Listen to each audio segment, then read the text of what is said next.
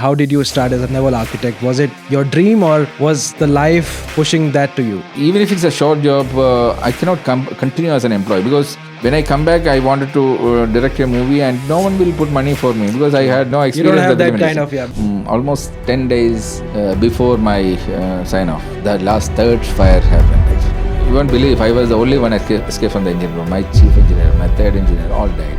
You started company on 28th of March 98. Yeah. Within 1 week, market completely collapsed. No money in the market, no job in the market. We have very interesting personality with us today who is recognized as Sir by the Pope of Italy himself, and he runs multiple companies. He runs a company which has got Guinness Book of World Records, and he's the founder of Aries group of companies. He's also a Hollywood producer. He's also a poet. Sir, let's talk about the Hollywood film that you produced in 2010. See, final goal is very simple. I need to make a movie. That is the final goal. No one has done in India. No movie is done in 4K scanning is done. That time, 2010, 4K scanning. Just imagine 2010, the cost of 4K scanning is 10 times more than a 2K scanning. Okay. The budget is $10 million for the entire operation. I did a documentary in between. It won 23 international awards. Okay. Sir, tell us about your achievement in the Guinness Book of World Records. See, that is... Sir, now let's say if somebody like a sailor or a naval architect wants to look up to you and wants to follow your footsteps, what advice would you give him or her how to follow your footsteps?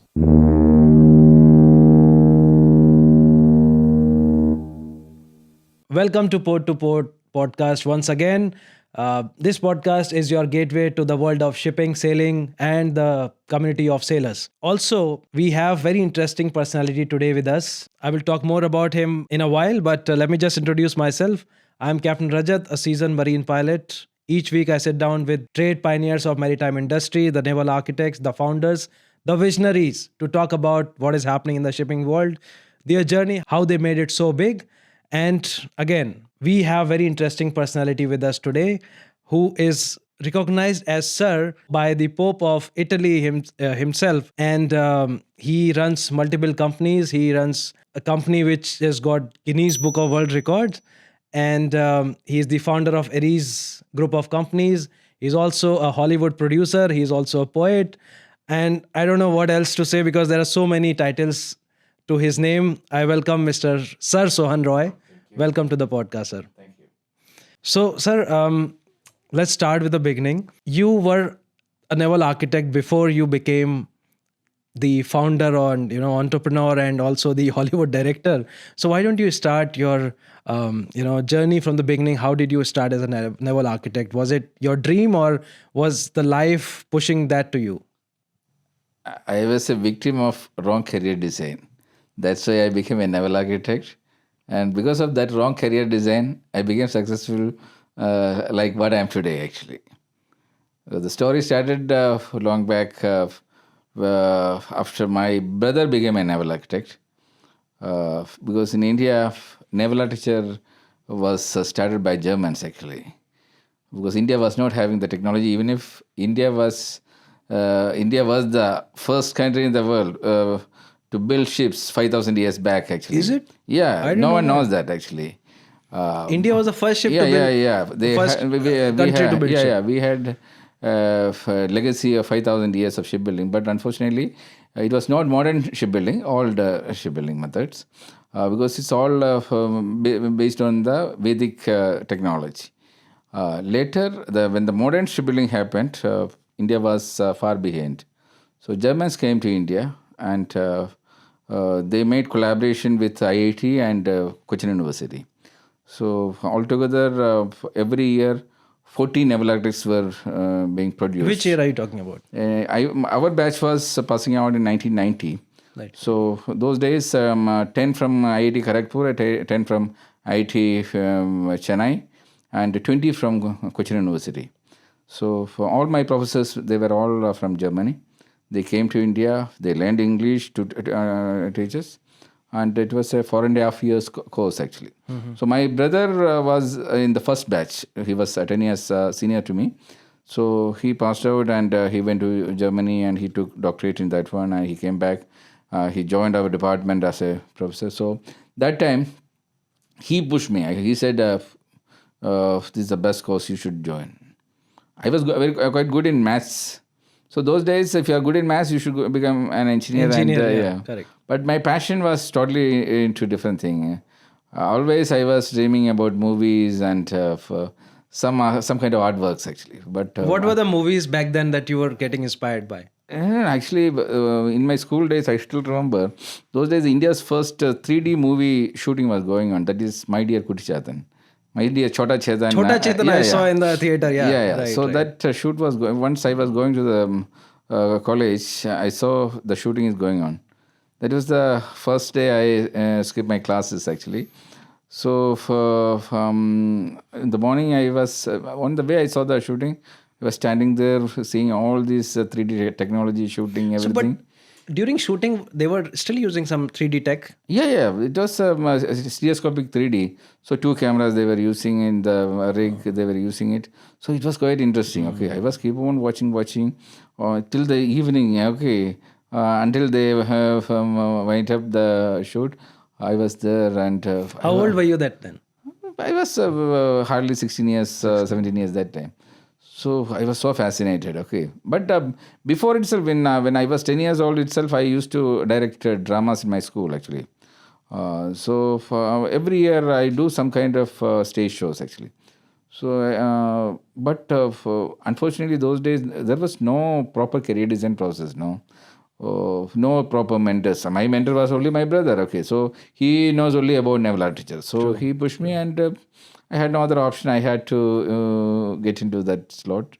We had a national entrance exam for that one, and luckily I got into it. But I was not at all actually happy with that one. But I was focusing into so many other things, art activities and other things.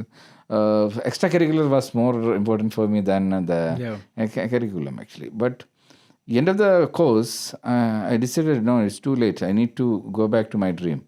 So because those days after passing out, immediately we can have a job. Actually. You can have a job, true. But all my classmates went for their profession, and I said no. I need to change because the happiness is the main element. No? True. So I quit everything and I tried to join film industry actually. Oh, you did that? Yeah. Almost 6 months So you took a job or you never took a job? No, I never took a job. As a naval architect, you didn't? No, I did not work, and I went to film industry. Almost 6 months I tried to get into the slot of assistant director. But by that time, too much pressure started coming from my home. Because I am basically from a teacher's family. My parents both were teachers. My brother became a teacher. My sister was a teacher. So they are always focusing on to get you a job and to get settled. That is the concept. Then after 6 months, the pressure was too much. And my dream was getting extended also. So I thought, okay, I'll find out a job where I can do both together actually. Then the idea came to my mind, why can't I join Merchant Navy? Okay. If I sail 6 months, I get a break of 6 months. That 6 months I can work in the film industry. Correct. But problem is, I went to Mumbai. I was knocking all the doors in the Merchant Navy thing because I know that I am better than any other fresh marine engineering student. Okay, because we learned in and out of naval architecture. True.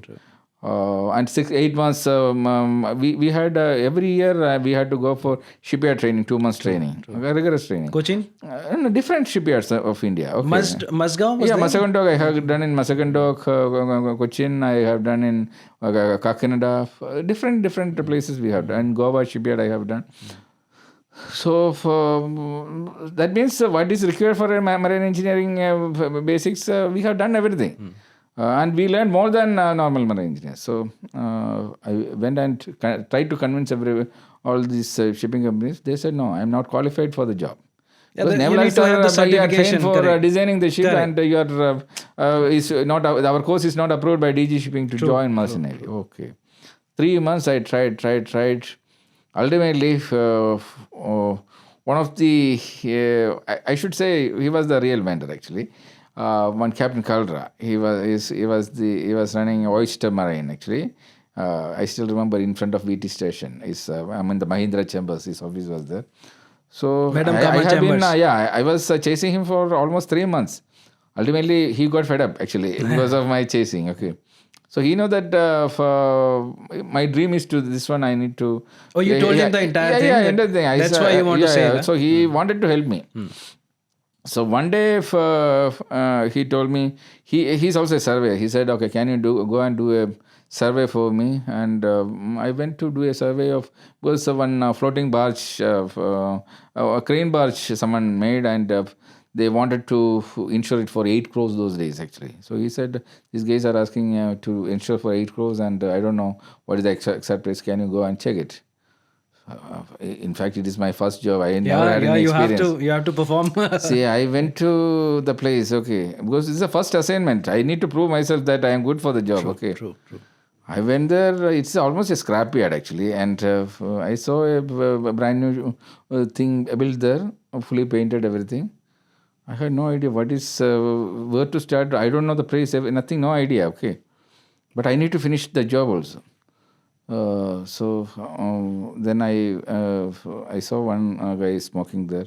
I went to him and I started talking to him, and he was a foreman. So I said, "What about this ship?" So he started telling me all the stories about this vessel. He said, "This is absolute nonsense. All scrap items they took and they joined together to he make gave you all the stories. Everything in this vessel is a scrap thing actually, and only paint is the brand new, except everything is old."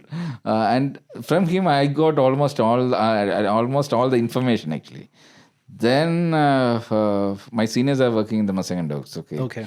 So with the information, I went to Masagan Dock. I said, "Okay, these are the conditions, everything. I took all the measurement, size, everything, specification, everything I took. Yes. I talked to them, and see, all the information are there, and their experience is there. So we worked out the cost, everything, and the 8 crore become 2 crore, less than 2 crore. And then you went to him and I took all the details. Yeah. I went to Captain Carl. I said, "See, saved so much money." Oh, he was so happy that, see, this is not bullshit. With the facts and figures, everything. Okay. He gave me the job in the morning, and evening, 6 o'clock, I am in his office with all the information. He took some 800 rupees from his pocket. Those days, 800 is a big amount. Big actually. amount, 1990s, yeah? Yeah. So he said, "Good job. Pack your luggage and come tomorrow morning. Wow, this is joining my ship." Wow. This is how you got the job. Yeah. So the next day morning came. That was my First ship. My first ship. I joined Sagiruzan in Mumbai High. So that was the beginning of my career in Merchant Navy. You sailed for how many months? See, it's a storage tanker actually. Okay. So I had no idea about the life in storage tanker. Were they giving salary as well? Yeah, salary also they were very good salary also. And I was joining as the fifth engineer, junior engineer. Yeah. So and it's a huge tanker. It's a VLCC. So in the Mumbai High, it's almost 18 hours we had to travel through the boat to reach there. Full of rigs all around, and all the oil from the different rigs is coming and getting stored in this storage tanker. And life is like a prison actually. Yeah. Life is in the. I mean, you cannot go ashore. Also, nothing. Okay, so after 3 months only, we had the first movement from that anchorage actually for the discharge purpose. Okay. 3 First months, move after 3 months. Yeah, 3 months. Okay. Then like that, almost 6 months. Just my contract was for 6 months. 10 days before, because that was the worst ship we should say.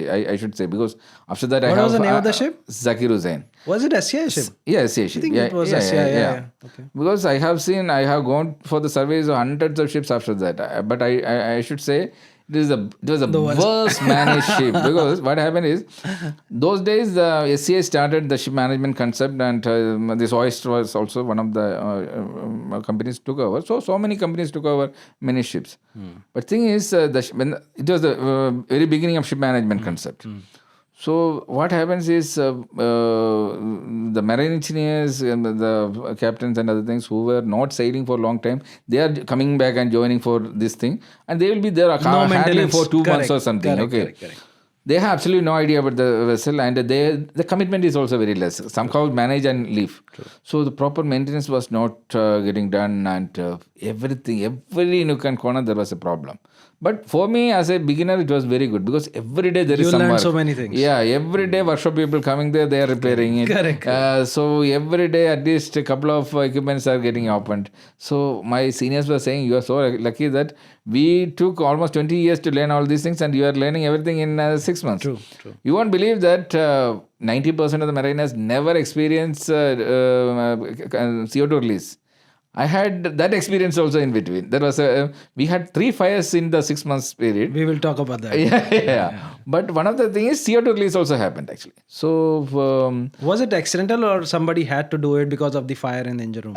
no. Well, the CO2 release was initially for a boiler fire actually. Oh, so it was actual fire. Yeah, actual fire, and we had to release the CO2.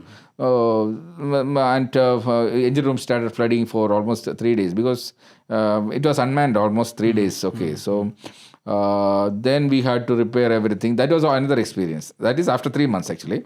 That was the reason for we were moving from Mumbai High to Vaishak. Anchorage, Yeah. Okay. Then what happened is almost 10 days before my sign off, the last third fire happened actually. Tell us about that. What happened? Oh, that is the ultimate thing, and you won't believe I was the only one escaped from the engine room. My chief engineer, my third engineer, all died. I still believe since I was a naval architect, I got escaped from that one.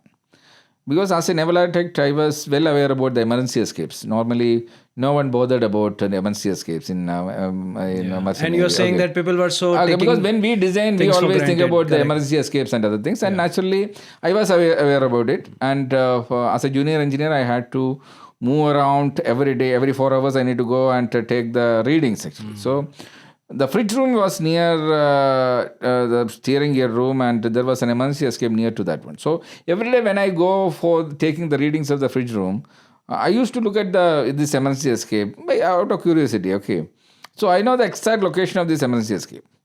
So when the fire happened, because how did the fire happen? Where was the fire? Because what happened is AC was, I told you, nothing was working properly in the thing.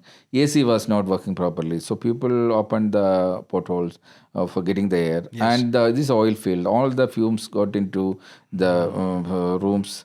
Then someone smoked, and it started from the bed actually. Within minutes. From the accommodation? Accommodation. Okay. Within minutes, it spread to the entire accommodation. Accommodation is around the engine room. Completely surrounding the engine room. Accommodation is on top of engine room, right? Yeah, on top of the thing. Yeah, and it's on the back side. So fully, because the VLCC and 360-degree accommodation is there. What happened is we tried to use the emergency fire pump initially.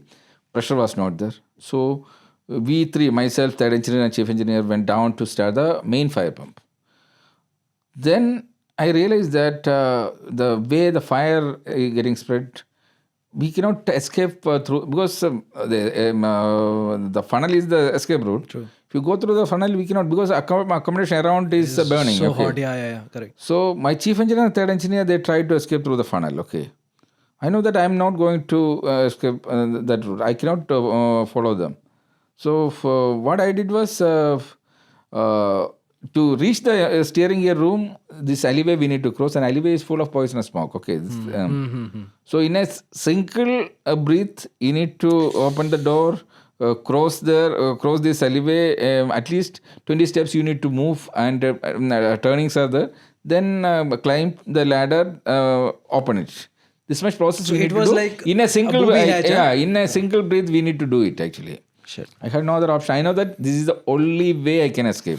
That's why I'm telling you, since I was a naval architect, I know that. Okay, because I can visualize in a 360 degree. Okay, what is there exactly? Where is the fire? How it is spreading? Where is the escape? Everything, I can visualize it. So this is the only escape route. So I took that route, and the moment I climbed the ladder and I opened the hatch covers, I just lifted it.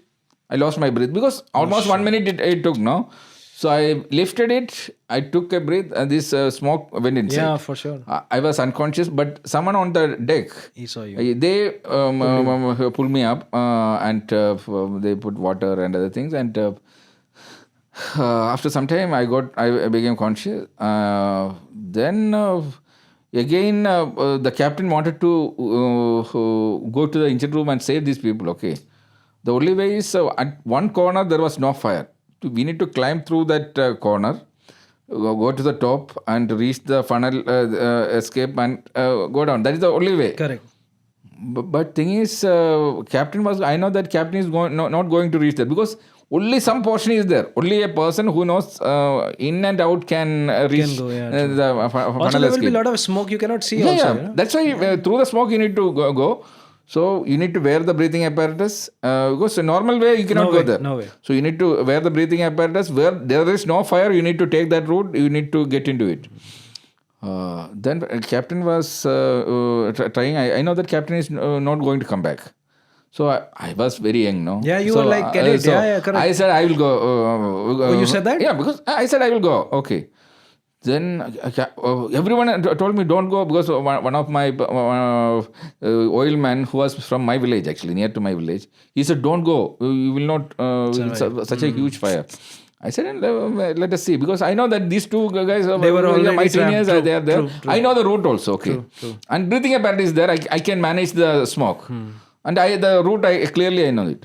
But the moment they tried to put the breathing apparatus, there was no strap for one of the strap was missing.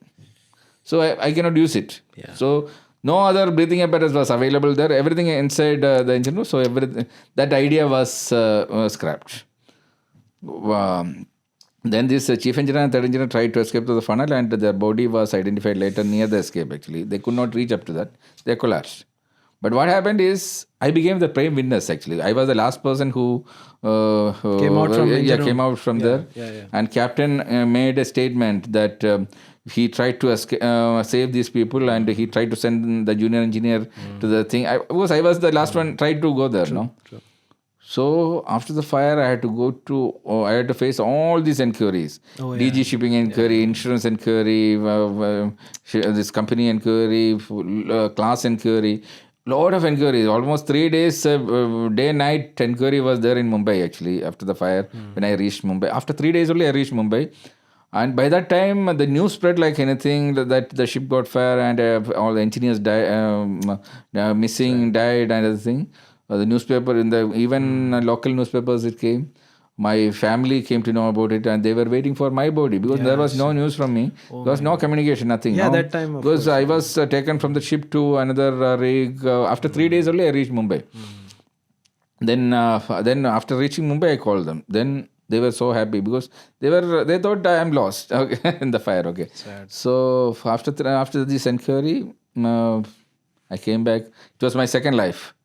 So my idea of joining film industry, everything vanished for some time because you were in a shock. I wanted to enjoy my second life. Okay, so the next 6 months, I was just moving around, meeting friends, everything. I enjoyed like anything. You saw death so closely. Yeah. That was my first trip journey. Yeah. So after 6 months, did you join back or no? Yeah. After 6 months, okay, I was Oyster was having some foreign ships also actually, NITC vessels they were managing. So and I got promoted also. So as fourth engineer, I had to join an NITC vessel. So I came to Mumbai. The ship got delayed actually. So that time, my brother wanted to wanted to join merchant navy or somewhere. He wanted to come out of the teaching profession. Okay. No, but you said he was naval architect. Yeah, he was a naval architect. Also he joined teaching. our university as a teacher. Okay. So after seeing me joining this merchant navy and everything, he called me and said, "Okay, I wanted to move out of this place." Okay. So that time I saw an advertisement in the newspaper that one company in Fujairah is looking for marine surveys. Okay. So I contacted them and they said it's an urgent requirement. I said my brother is looking for it, and that time my brother was not having a passport that time. Okay. So he That was he was trying for a 1990s, huh? passport, urgent passport. So I said it will take 1 week at time. He said no. They said okay, we can hold it only, but you should keep your passport as guarantee. In case your brother is not joining, you should join. Okay, because Oh, so you had the passport? no, I had the passport, He didn't have. but my brother was not having the passport. Okay, so to keep that post ready for my brother, I had to give myself your as a passport. guarantee. Okay, Correct. so I gave my passports as guarantee and told my brother immediately arrange the passport. The job is ready, everything. But what happened is my ship was getting delayed actually. So my brother's passport he could not manage because of some reason. And this company was putting pressure on me. What is this? Because of you only we were holding this post. It's very urgent. They are looking for it. True. Then I just compared, okay, my salary is almost half of what I'm going to get in the merchant navy. Okay, ship. But thing is, this is for 12 months job. That is 6 months. After 6 months, I will not get full salary. Okay, only some small amount I'll get. Okay, I thought, okay, it's almost same. Okay, and it's a short job. Not that much risk. Okay, I thought, okay. So what was the job? Marine surveyor? Marine surveyor, okay. So I said, okay, I will go. So it was, his company name was Fair Deal, actually. Fair deal. Yeah. It was safety. They were looking for safety survey and that time only this ultrasonic thickness gauging concept was getting introduced. UTI, actually. right? Yeah, UTI. Yeah. That was a new requirement. So they wanted to take a what is a license for that one actually. So approval procedure we need to make and so all the documentation, everything we had to do. So I went there. Okay, I told my brother, okay, then I will go ahead. Then I immediately within a week I had to reach Fujairah. There I almost worked 2 Which year are you talking about? 92 I reached. 92 June I came. So 1990 you joined first ship and then No, in 2 years. 91 I joined. 90 December I passed out from my university. Then 91 I joined the first ship. my this Zakir Hussain. I joined. Then In 1 year you got this opportunity. Yeah. Okay. then to almost what happened is my first vacation, because that time itself I thought even if it's a short job I cannot continue as an employee, because during my study time itself I never took money from my parents. I was working, I had a small business in the university. What was that? A dry cleaning shop, typing Really? center and other things. Okay. So I was making my own money and I was surviving myself. So I got the confidence that wherever I go I can survive You can myself. make money. Yeah. So I don't want to work under someone. Okay. So I know that I'm after learning something about shipping and this place, I need to start something, because my ultimate goal is make some money, come back, because when I come back I wanted to direct a movie and no one will put money for me because I had no experience. You don't have of that film kind industry. of background. So I need to make my own the money for my own movie and I need to come back. So immediately I need to make. So I need to learn everything and I need to start something. So I put a target, okay, within 2 years I will start something. What happened is, first vacation I went to India and got married. So the priorities got changed. True. It got prolonged. Then after 2 years I decided, okay, I will move from Fujairah to Dubai, because Fujairah is a small village type place. No, nothing is happening there. So for a change I need to go to Dubai. So I moved to Dubai. Then I had two. You from Fujairah you went to Sharjah, right? No, Fujairah. I joined the first international. That was Fair Deal you joined? From Fair Deal I joined InSpec. It is for InSpec, International Inspection Services. Yeah, I think I heard. Inspect. Yeah, the base was in Jeddah and they had an office in Sharjah also. But what happened is, it's a subsidiary of Lambrel actually, those days. What happened is, my first requirement was, I got married, I need visa, everything, but they could not manage my visa for 6 months. So visit visa, I cannot have the family here. So still I tried to bring my family once, but I know that with visit visa I cannot continue. So I had to move to SGS. SGS is SGS, yeah. world's largest inspection company. Okay. I moved to SGS and I worked almost 3 years because by that time my two daughters were born. I got twin daughters actually. Yeah, okay. They were born. Then again the priorities got changed. So almost the years were passing by. On this 2 years target became 6 years actually. So you're like, the goal of making a movie was getting Getting postponed. because the priorities got changed. Correct, First correct. marriage, then children. And the SGS life was very quite good. The job was very good. Salary was So very what good. was the work in SGS? Like you have to go on the tankers and No, same. All survey. the companies after getting license for beauty gauging in fair deal, Inspect was doing the same thing. They wanted to have the same division. So my job is to start the division, getting the license. For this job also, I need to bring people, train them Okay, to do okay, this one. okay. I need to do myself also. Yes. Then SGS also I did the same thing. Started because that time this concept was new. So SGS wanted to have this division. So I started their marine division there also. So what happened is that the 6 years passed by.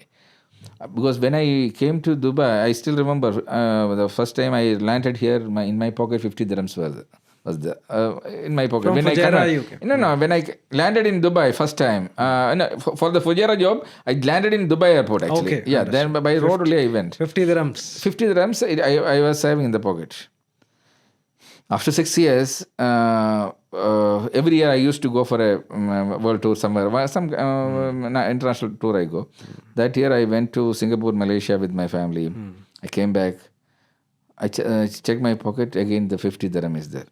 6 years. After 6 years, what is this? Yeah, my my balance is same. What is The happening? 6 years. No only growth. thing is I have a wife and two daughters. I To take care have of. two more luggages. Correct. And my bank balance is same. What is that?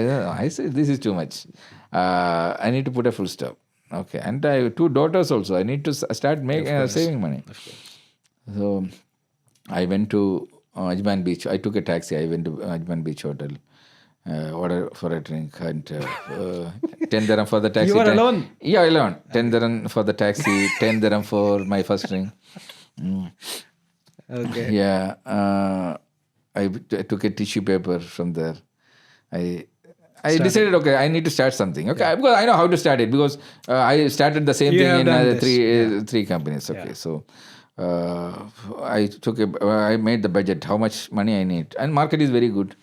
I know that maximum, within 6 months, I can fly. Okay. 250,000 dirhams I need to. If in Sharjah, it is 250,000 dirhams.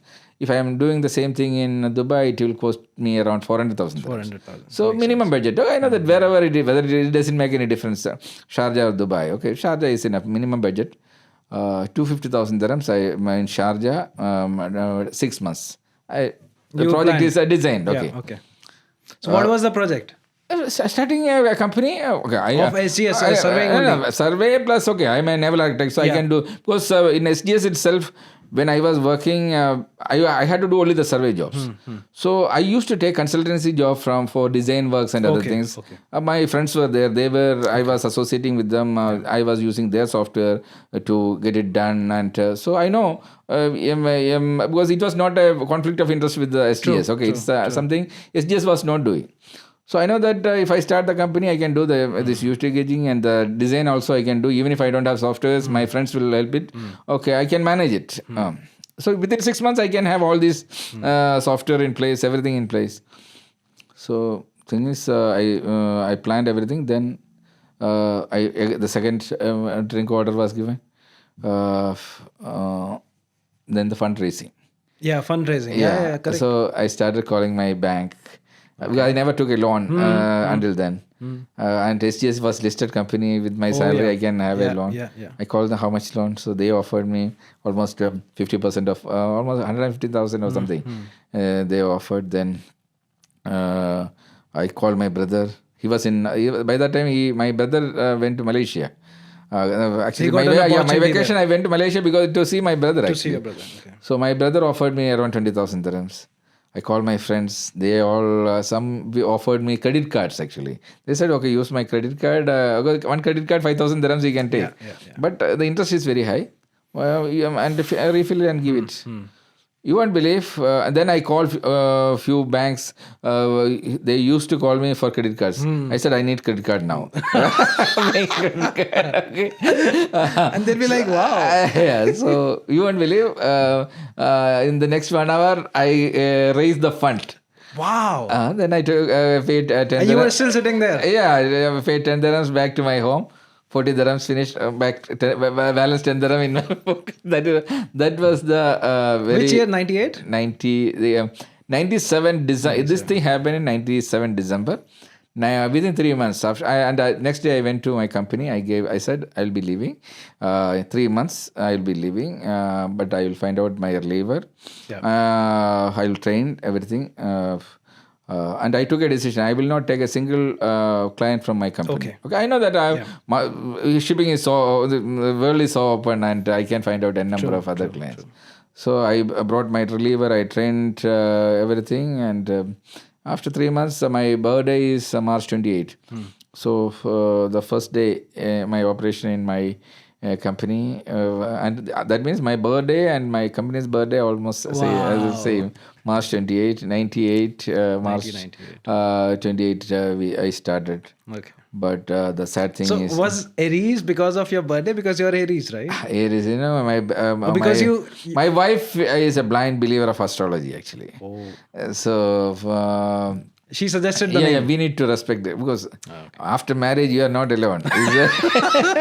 It's a limited liability gap between husband and wife. Okay, so I need to respect her. Okay, so I thought, to make her happy, best thing is something related to astrology should be done. So my star is Aries, so we'll start from there. Okay. Interesting. So you started company on 28th of March 98. Yeah. But everything was perfect. I told my family, I need 6 months time. And my wife knows that it is my dream to have a own company and other things. So she has to cooperate. And I said, if you are here with the children, I cannot focus on my job. I need to fully focus on my job. Better because kids are very small now. So you go back to India. So you send your family back? Yeah, family back to India. Be safe there. 6 months, you come back, everything will be all right. Okay. She left, we started our operation. Within 1 week, the disaster happened. The oil price went down from $60 to $6. Yeah, that's the worst oil crisis. Correct. Market completely collapsed. No money in the market, no job in the market. I don't know. Whatever we planned, 180-degree change, shift. Just 1 week? 1 week, within 1 week. Did you take the office, or you were working from home? I just office, everything I took. You took office? Yeah, I took office, rent I need to pay, everything I need to pay, people are ready, everything arranged. Then all this crisis happened. Okay.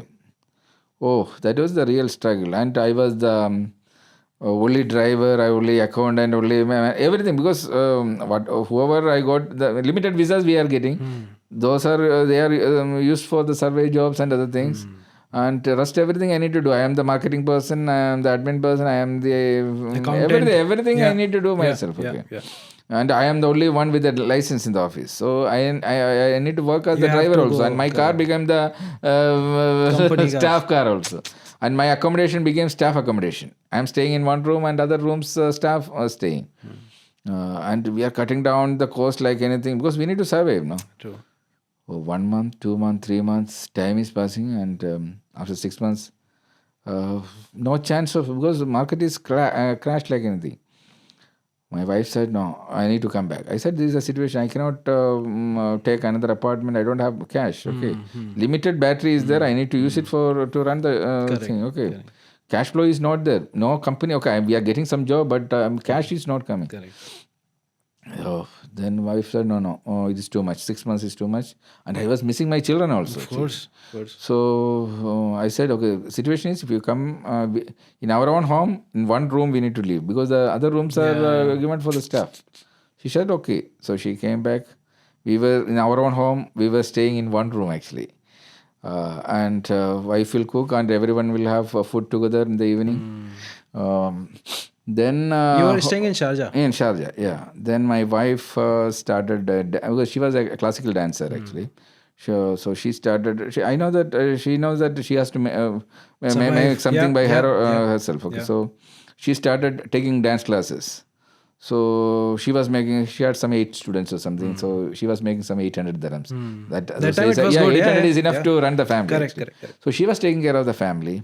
I was fully focused on my job. You won't believe. It took 2 years for me to draw my first salary from the office. That was the situation. Okay. After one year, I made sure that okay, except my salary, everything was at least on track. Even for I made some management system that time itself, profit sharing system. But profit is only in the paper. There is no money in the thing. In the company. So I said 50% will go back to the employees. Okay. But how to give it? There is no money There's here. no money. True. So, but in the job there is a profit, but there is no money. I made a virtual currency actually, like checkbook. I sign it. I said I give it to the employees. Keep it with you. Whenever there is money. Whenever we get money, come and You can withdraw. collect it. Correct, Okay. You won't believe that system still continues. Wow. 15th of every month we distribute our profit. And still we are continuing that system. 50% profit belongs to the employees. Okay. So it's like a family. Those days I still remember it was like a family because we had one kitchen. My wife was cooking. Everyone together. It's like others were like my there's the brothers. family, yeah. Okay, I was the eldest brother. That same system we are continuing, and it took 3.5 years for me to go back to my. that was my next question. You didn't visit your family for 3.5 years. 3.5 years. Yeah, that is I was feeling like because after 3.5 years you are landing in your village, world is almost everything is changed. Yeah, okay. Things are changed. Yeah, I am seeing my sisters after 3.5 years. My parents after 3.5 years. No, my father was no more by that time. My father is gone. Mother I was seeing 3.5 years back. Even I still remember when I was in the SGS, my father died. I could not go for the funeral because my passport was in the immigration. They could not manage to get it. I reached India after 1 week actually. So because of my profession, I missed many things. But what to do? But I took a corrective action after that because when I started the company, I made sure that what happened to me should not happen to any of the employees. Today we have a system that if something goes wrong with the parents or something in the family. Yeah. Because if we get the information first, we make sure that his ticket is arranged, everything is arranged, then only we will inform the employee. That system we introduced. Okay. That much care we are looking into because it is a corrective action we have taken. And after 3.5 years, okay. And I am on the 4th year, I decided to go for ISO. That was the turning point of Aries. Till then, okay, after 2 years, okay, we started getting profit. But 4 years, it took 4 years to have a system in place. What were you doing in Aries that time when the market collapsed? It collapsed because we are trying. One way it was good because every day we were knocking the doors of different companies. So even big companies also started thinking about entertaining new companies, subcontractors. Otherwise, they were also comfortable. They were giving jobs to the permanent. And you must be charging very minimal so that they could... we had to go down. Because example is, when we started UT gauging this Aries, SGS was, when I am leaving SGS, the spot rate was 12 dirhams. In the Aries, the first job, UT gauging job, I took it, I still remember, 3.5 dirhams. Just imagine, from 12 dirhams to 3.5 dirhams. And just to survive, just those days, there is profit is almost nil actually. If you're taking a job for 3.5 dirhams, the almost profit is nil. Since we have, we brought some youngsters for very low salary so that we are making some profit. But when you are bringing youngsters without experience, your headache is too much. True. Yeah, their job, you need to take care of their thing also. True. Oh, it was a real struggle, but slowly, we after 4 years, we had a very professional system. We introduced ISO system. I myself learned ISO system. I made my own management system, everything. Slowly we started. How did ISO help you? See, with the initially I business? called Yeah. because what happened is when I joined SGS, SGS is an ISO Yes, company, so yes, they have a international system, everything.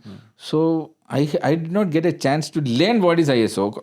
Basic, because everything is track is already set. Correct. We don't know how to set the track. It was not taught. Correct. That was my the problem. Okay, everything is on the track. They had different departments, everything. Even I finished the job. I don't know how to invoice. Because I don't need to invoice. Invoicing is done by another team. Okay. So actually, in our company, what happened is after the SGS, I came here. What I am giving the education, that is what my downline is doing. After some time, after we started, initially we started getting some big clients like Dubai Dry Docks, started entertaining us. Big clients are not paying us. I was wondering, initially I thought because of the market crisis, they are not paying. Otherwise, Dubai Dry Dock always pay in 30 days. Correct. Big companies, they are all prompt. All listed companies, they are prompt. But these companies are not giving us jobs. What is the problem? I had no idea. Okay. So we thought, okay, market is collapsed. That's why they are not paying. Waiting. After some time, we realized the root cause. Thing is, from the office, because initially we were doing the jobs for the small companies. So there, you finish the job, you just go there and give the invoice. They give the payment. We will because of the friendship, they will release the payment. Dubai Dry Dock also, our people followed the same system. After the job, first priority is give the report. Then they submit the invoice. Sometimes invoice submission was not done at the right place. And invoice is not supported with a purchase order and work done certificate.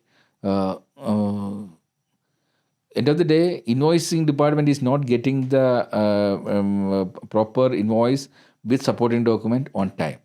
Okay. By the time we correct everything, we submit everything, ship is gone, the file is closed, we cannot get it. You won't believe those days, because of this issue, we lost more than our capital amount. That much loss we faced. So that's why I could not take any salary or something, because it just... So what was the root cause? Root cause, ignorance of because everyone is new. I am the only person who knows about the thing. What all can you do? And I was trained from SGS, and I was not aware about the consequences, because SGS finished the job. The invoicing, everything procedure is done by the accounts department. They are doing. I was not involved. I was also not trained in that one actually. So it was my mistake also. Then I learned. Okay, what is ISO system? No idea. I started learning it. I called a consultant. He said you need to have 21 different files and other things. I said, what is this? You are improving because of ISO. My efficiency should increase or decrease. Your way, my efficiency will go down. Correct. He said, no, this is the way ISO should be done. I said, okay, let me see. I read everything, how to do it. Use your brain, use your logic. In single file, how to do everything. My job is the quality should increase, the time should increase, the cost should increase. Everything, we should be benefited when we set the track. We made set the track accordingly. Till today, we are running on the same track without any fail. Our quality management system was so perfect that slowly that quality management system became efficiency management system actually. So that was a turning point. Then we never had any look back. We started getting registered in various big companies because of that. And that was I should say, fourth year, the ISO system implementation was the turning point. In 2006, you also launched Marine BizTV. Yeah. So that was like a part of your goal to become a director or producer? Yeah. Because what happened is this affinity towards the arts was there. So from 2000 onwards itself, after the initial struggle days, I started involving in the youth. I started conducting youth festivals in the Middle East actually. Tirumutam Youth Festivals, EcoFest, Akkaf Youth Festival, like that. Different youth festivals we were conducting. It was a training ground for our staff also. Team building exercise. Every year, 3 days, we will close down all our operations. One of the youth festivals we will be managing. All the stages will be controlled by our different managers. It's a training ground actually, basically. How to do the project management, everything. perfectly, and we did wonderful job in that one. So until 2007, actually, this youth festival project was there. But 2006, I decided. But 2004 onwards, we started conducting, bringing talents from these youth festivals to film industry. Aries Talent Hunt was announced in 2004.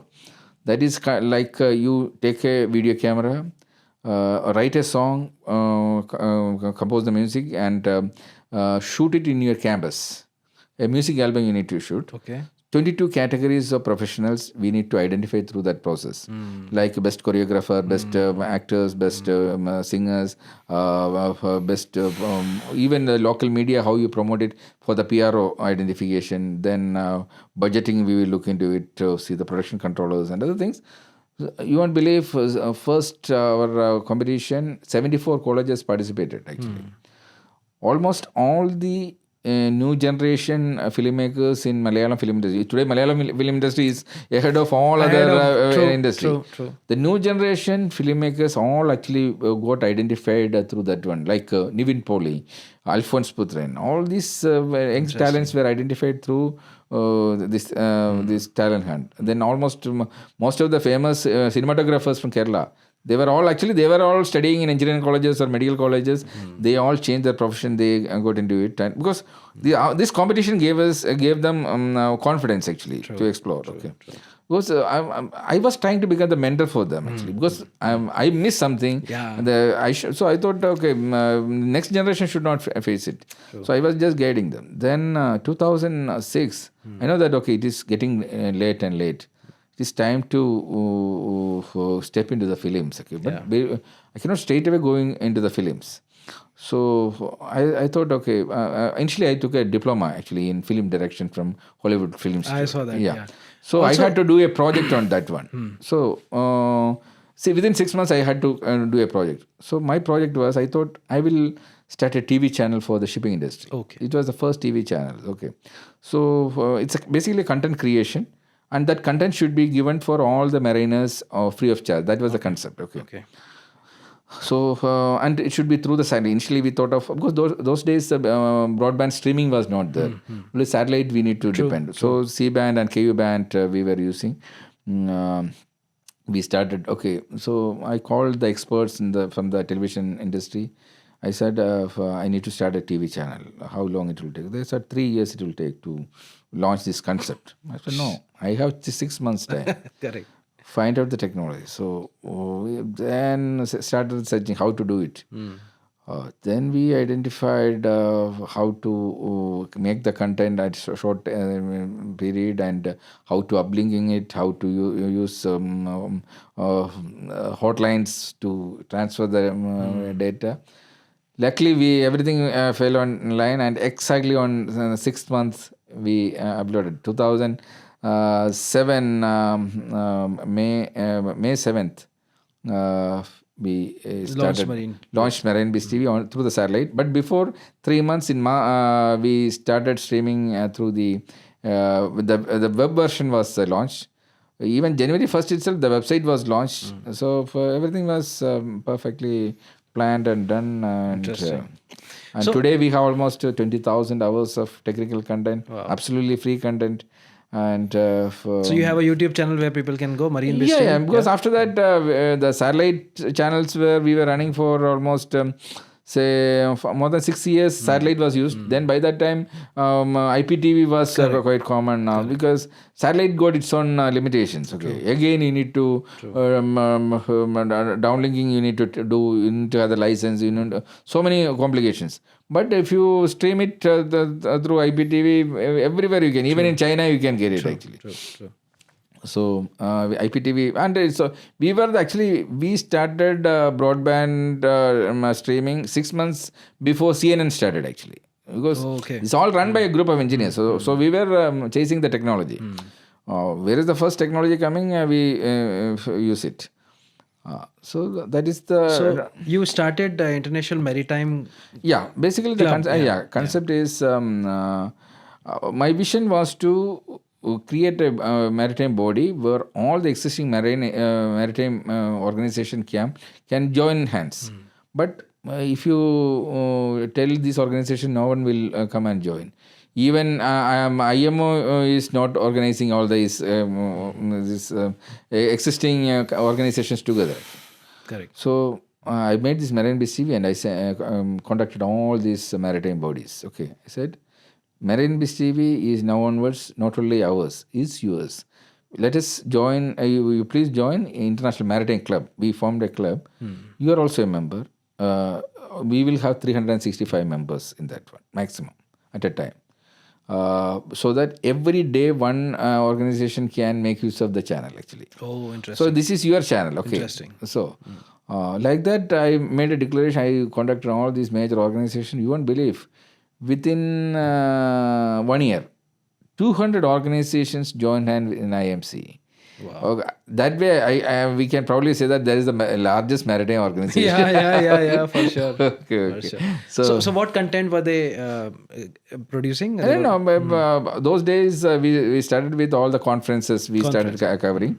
Then many companies, they started sending their content. We sent mails to all the companies. Send whatever content you have, send it. And it is available for free. It's not for sale or something. And a lot of interviews we conducted. Okay. They were sharing, and whatever way we can generate some maritime contents, we were conducting. And also we started a maritime film festival. We started, so that we started collecting maritime based movies actually. Okay. So that festival was also conducting. So it was infotainment, entertainment, everything was there in that. I'll tell you a very funny story. Whenever I do piloting, whenever I go on board ship where you have Kerala people and all, they all see me, they're like, sir, I think I've seen you in some movie. I look like a Keralite, so a lot of people get confused. Are you from Kerala? They start talking with me in the local language. I think I should also learn. Where are you basically from? Sir, I'm from Bareilly. It's a small place in UP. Okay. But before coming to Dubai, I was a marine pilot in Goa port. Okay. So I was there for a good 8 years. And then I joined here in Jebel Ali 2 years ago. Okay, good. Sir, let's talk about the Hollywood film that you produced in 2010. Yeah. See, how did the idea came to your mind? Okay. No. Final goal is very simple. I need to make a movie. That is the final goal. So this Marine BizTV, these are all the initial ladder steps actually. True. So through the Marine BizTV, I started learning content creation. Okay. So many documentaries we made and other things. But and we were trying to bring the television format and movie format together because the digital revolution started happening. But the movie is always, the film is the ultimate thing. So I wanted to make it in the film itself. I wanted to make a 3D movie. So I made a Chota Chetan still inspires you. So I know that there are hundreds of movie makers in India. They don't need one more maker from maritime industry. Okay, full-time filmmakers are there. Why should they need a part-time filmmaker? Okay. But I wanted to have a place among them, but in a different space. I know that when I enter, my chair should be different. I should design it myself. The specification should be different.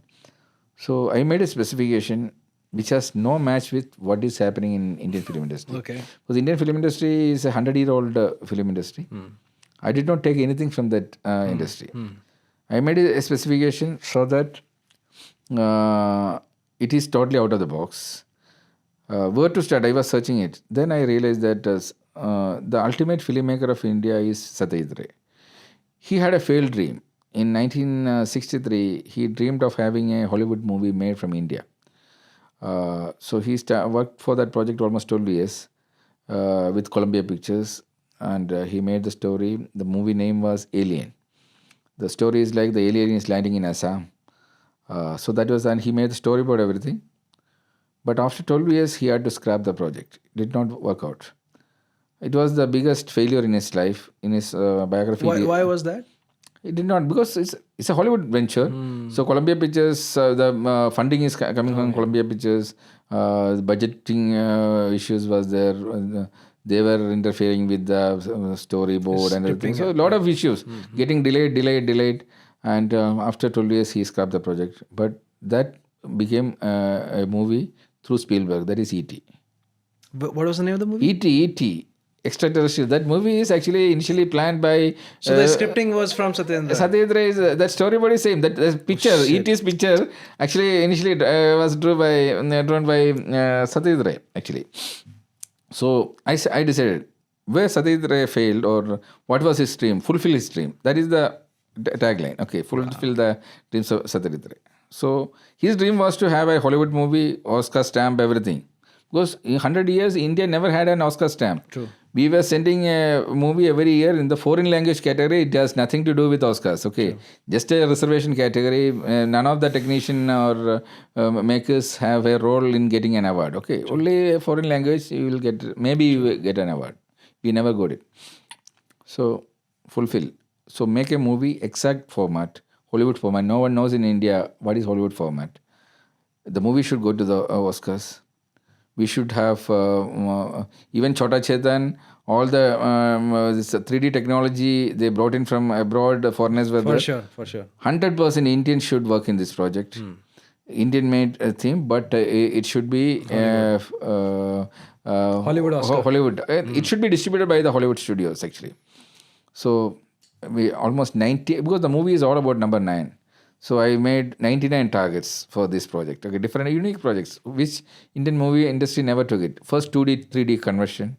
First 100% sync sound movie. Like that. All unique features, specification I wrote. Then budgeting was done.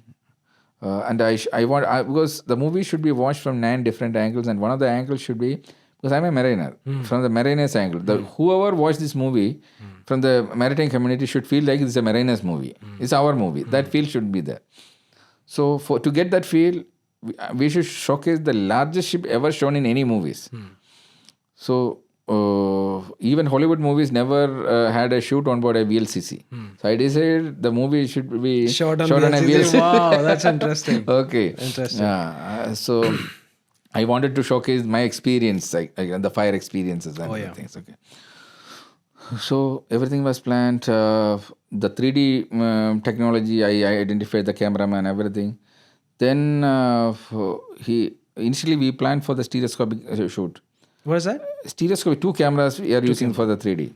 Then we did the analysis. Then he said absolutely not possible, because we cannot carry this big thing to the ship and to do all these complicated because things. it's sometimes the space is less. Space is a big problem. Is the practical difficulty is there.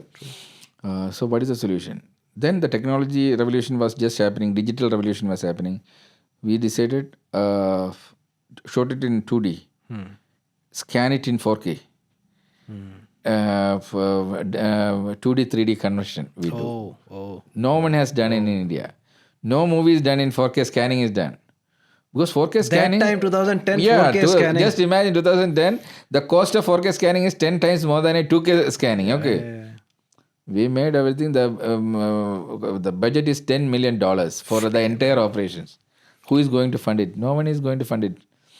I told my wife, this is my dream. $10 million. I worked out everything. My entire balance sheet is $10 million. Till then, 16 years of my saving is going on a dream. It's going to be drained out. Okay. Correct. And then? Then wife said, okay, it is your dream. Yeah. Whatever, because these 16 years we were together and we earned all this money. Okay. True. I said, this $10 million, $5 million belongs to you. Are you okay? Correct. You will be the producer. You need to say, okay, then I will do. Otherwise, she said, no problem. You came with 50 dirhams here, no? Yeah, man. You made everything from this thing. It is your dream. You fully money will make later. So I put that $10 million in the bucket. Okay, I'm not going to use it for anything. Yeah. I started planning for this. It's a 4-year project basically. Then 2010, the shooting was planned. Who did the scripting? Yeah, I did my script. Good. I don't think any other filmmaker has enjoyed the way I have done that movie. Because 4 years, almost 50% of my time I was contributing for this project. All the songs I wrote in 3 languages, script I wrote, Each step, because almost 9 revisions were in the script.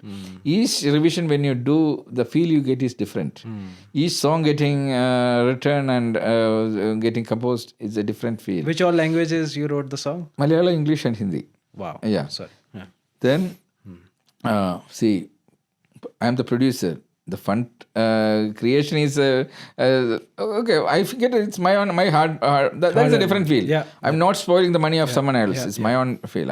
I'm the director. Yeah. Everything I was learning myself through this one. Okay, every step I had no other gurus. Everything learned myself. Okay, but by that time I read lot of books.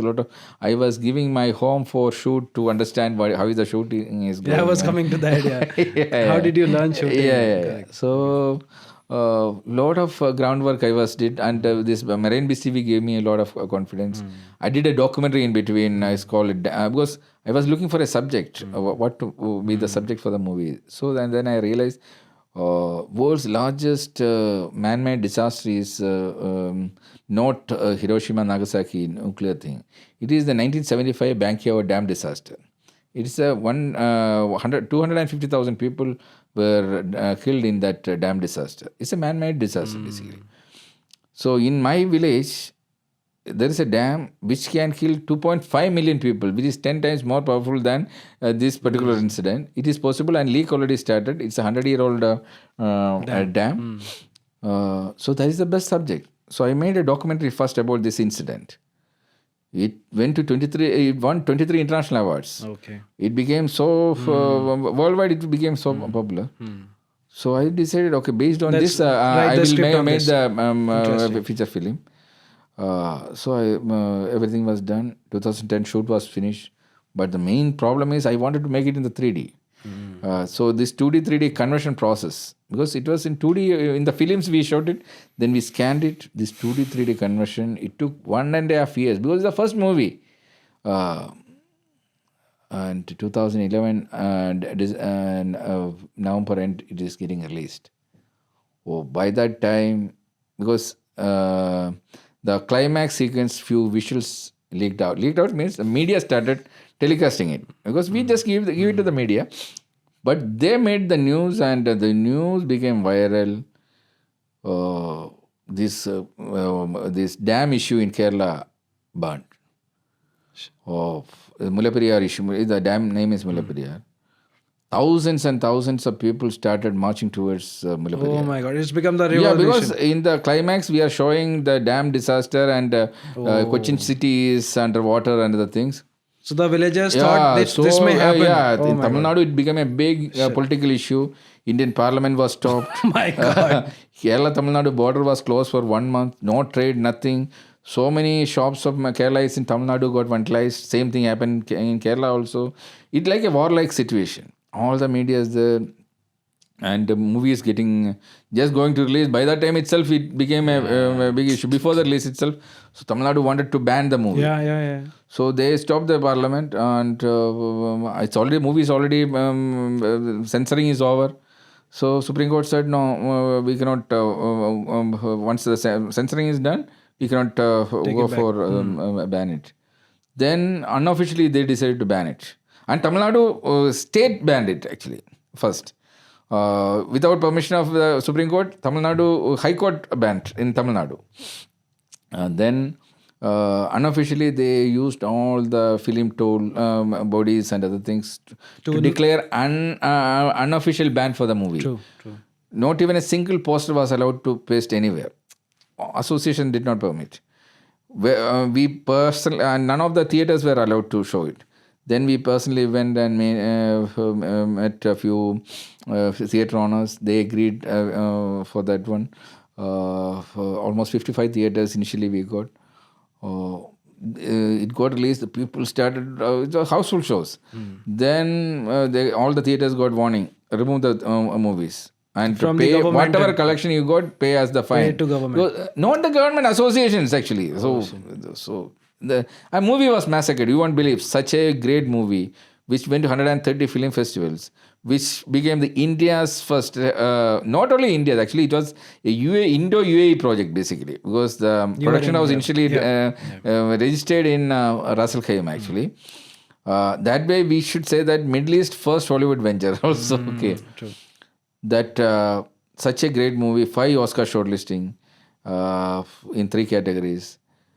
That movie is till today not taken by any satellite channels. That is unofficial ban and massacre. And I lost everything. Almost 10 million. 10 million means a little bit I saved because I got some sponsorship for the that super tanker by the. But is this movie available to watch? Yeah, it is available in Amazon. It is available. Amazon is there? Yeah. Okay. So We'll put the link of the movie in the description. Yeah, super tanker was sponsored by one of the companies. Okay. So for which company was sponsoring? That is I am in Nobu. There is a Japanese person in Japan, Singapore. They were having IMC. There is a company called IMC. Yeah. So Nobu-san, his name is Nobu-san. So one of the tanker was given. So they spent almost $4 million for the and because the tanker was to be gas free. Only 10 days shoot is there, but it will take normally 30 days for the gas freeing operation. Also off hire also. Yeah, then 10 days shoot, almost 40 days of 40 days of off hire. One day it is $70,000 is the charter fee those days. Yeah. And where was the ship that time? Fujairah Anchorage. Oh, Fujairah. So every day we need to travel 2 hours to reach the ship, and it's a hectic operation. But we finished everything, and ultimately we lost the money. Almost we can say almost $6 million we lost on the project. In the project. Okay, no problem. My dream got fulfilled, and today I should say it was the best branding tool for me, and because today I am recognized worldwide just because of this one movie. Now, after that, you also produce 8 more movies. Every year we make movies, but till today, because the Damn 999 screening still it is keep on continuing. Every month, somewhere the show is happening. Houston on 20 next week there is a screening in Houston. So I'm going there. So all my clients will be coming there. So it is how many years now? Almost 14 years. 15 years almost, almost 14 years after the release. Movie is still accepted everywhere. Except India. The ban is every 6 months. Tamil Nadu is keep on extending the ban. Okay, no problem. We all talk about other controversial movies ban and other things, but no movie got this kind of fate. Because even if normally when a movie is getting banned, then naturally the satellite rights will go up. Actually, the demand will go up. Correct. But here, that is also blocked. So that is the power of politics and what to do. Sir, why don't you tell us about the Indiewood project? What is Indiewood project? See, after my Damn 999 first day release, I was shocked because I spent 1.5 years for the 2D 3D conversion. And by that time, digital revolution started in India. Before in the theaters, you are having the film, you are projecting on the film, you're getting a good quality projection. The digital revolution started, and all the theater owners, to save money, the projection quality they started compromising because it depends on the bandwidth you need to pay. True. So not even 2K. 1/4 of 2K, 1/8 of 2K is the compression ratio they are using, and the screen you are getting nothing. And first day I went to 5 screens in India, in Kerala. This 3D effect is almost gone because it's very poor projection quality.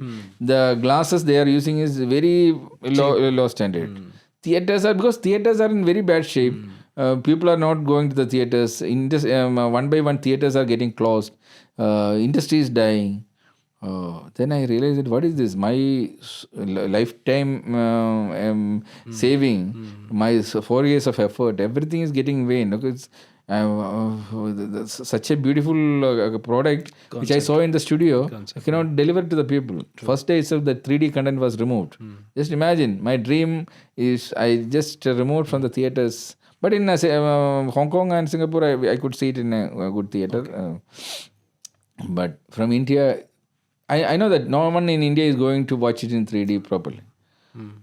Then I realized because my money is gone, I could not deliver it in a proper shape in India.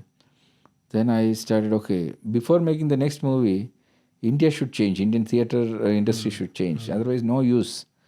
No one is there to do this one. People are making movies. They are not. No one is bothered about the infrastructure. So I tried to convince the government bodies like Film Federation and I went to Cannes Film Festivals, different film markets, wherever these government bodies are coming. I tried to convince we need to do something. We need to make a standard or something for everything. No one is bothered about that. Then I realized, okay, this is not going to happen. And every day, one screen is getting closed in India. Okay, we need to put a full stop. So I designed a project called Project Indiewood. Okay. It's a mega project. It's a $10 billion project. And I don't have that much money. So I know that to raise this fund, I need to make an association of billionaires. Then I need what all things to be done. Almost 100 targets we set. The entire theaters should be changed. India is making movies in 20 different languages. 10 major film markets we have. We need to bring everything under one umbrella as a single industry. So this Bollywood, Nollywood, Collywood, Tollywood, everything should become one industry like Indywood. Indywood, yeah. So if you upgrade everything, if we can start, we have an integrated dubbing system where if you make a content in one language, if you can dub it into all the languages, correct. we can export it worldwide. Correct. Even in 100 languages, we can deliver if we can make it. Indian film industry the Indiewood will be 3 times bigger than Hollywood. But who will do it? So I thought, okay, we need to start it. Okay, let us see. So 100 targets we set. Sample analysis, first of all, we started. And the project, the Indiewood Film Carnival, we planned in... initially, we started in Cochin as a trial run to give the confidence for the team members. Then straight away, I went to Ramoji Film City. I met Ramoji Rao. He said, my concept is this one. I need your studio.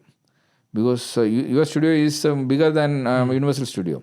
I want to use your brand to bring the world to Indian film industry. True. He was so happy. He said, take my entire studio. This was my dream. I'm too old to do it. You do it, whatever. I got his moral support. I went to Prasad's studio. All the legends in the film industry, I met them personally. I said, I need your moral support. This is the vision. We need to take Indian film industry to the new heights. I know that if I go to Mumbai, this is not going to, because Mumbai is a different world. Bollywood will not entertain you. True. That's why I started Maybe they'll just take your idea and say, bye. I started from South. Okay. Correct. And they were so thrilled. Especially no one is taking care of South. No, because Bollywood is dominating Indian film industry. Which year was it? In 2015. 15. Yeah. Then I first of all, theatre revolution should be started. Okay, before that itself, sample analysis we started. 2014, I took the worst theatre of one of the worst theatre in Trivandrum. Within 5 months, I converted into India's #1 dual 4K theatre. Bahubali, the India's biggest movie, was getting released that time in 4 languages. In fact, Damn Triple Nine released in 5 languages. You know, we prepared in 5 languages those days. But later, Bahubali came in 4 languages. Rajamouli came to know about our theatre. He made one 4K print for the first time in the history of Indian film industry for a movie. After Damn Triple Nine, this is the first one. Yeah, 4K. They made a 4K movie, 4K version. For your theatre? Yeah, theatre. Interesting. It was shown in our theatre. It collected 3.5 crores from one screen. People experienced the beauty of 4K and Atmos. Wow. And we took over Mohanlal's Vismaya studio. We upgraded to Atmos sound system. We started India's #1 animation studio in Trivandrum, Epigia. Like that, sample analysis one by one, we did everything. The India's biggest talent hunt we started.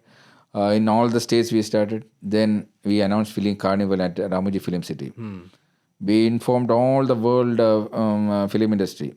110 countries came for the carnival.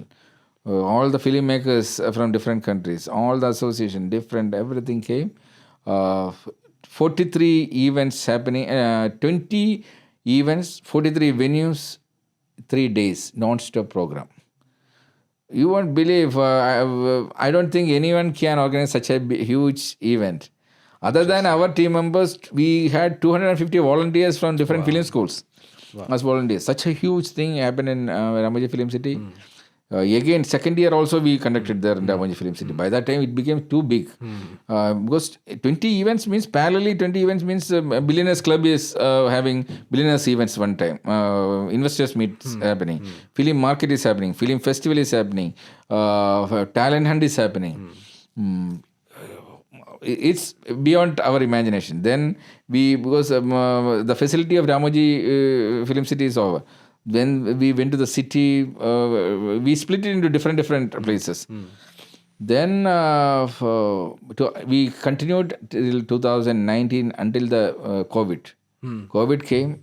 This carnival got stopped. Yeah. Because Indian film industry was locked for 2 years. True. Then no one is bothered about opening the theater. Then we introduced India's one COVID-free equipment. We installed it in all the theaters in India. Because of that installation, the theaters were open. So whatever we can do for... So what was the installation? It's ionizing the atmosphere to kill the COVID virus. Okay. So we invented, because from CUSAT we identified few scientists. They developed this product for us. It's a COVID killer basically, because COVID virus got very thick protein layer. So this normal air fresheners cannot kill it. So this ionizing system, ionization power is more, so that this COVID virus protein layer will be broken and it will be finished. So that was installed in all the theaters. Then we started exporting Indian products to different countries. So today, even Malayalam movies are getting released in Korean language. So Indiewood project. Indiewood, yeah. So our vision was to dub it into 100 languages. By the time the carnival was stopped, almost 30 language dubbing was completed. But today AI is so advanced that you can make it into 100 or 200 languages actually. That's what I was about to come to. One question was coming to my mind when you were telling that, okay, you made a plan sitting in Ajman hotel of, let's say, you need 250,000 dirhams for next 6 months. So if in today's world, if somebody is sitting in that position, how would he think, how he should think, okay, I need to plan this and stuff like that? What do you think? See, first of all, your destiny is decided by your karma, and your karma can be designed. That means your destiny can be designed. This is my policy. Because I am a designer. I can design my tomorrow today itself. What I have to do tomorrow. The way, if you want to start a company, first of all, design it in the paper. If you want to make a movie, do it in the paper, write a script. Yeah. So what you are going to do, you should have a clear-cut idea. Yeah. What is it? How is it done? The answers for what, where, when, who, how, everything should be there. You need to have a script for that one. Even if it's a war, you need to have a script. You need to have a budget. You need to have a quality standard you need to set. For the target dates you should be set. You need to start the journey. You need to have the proper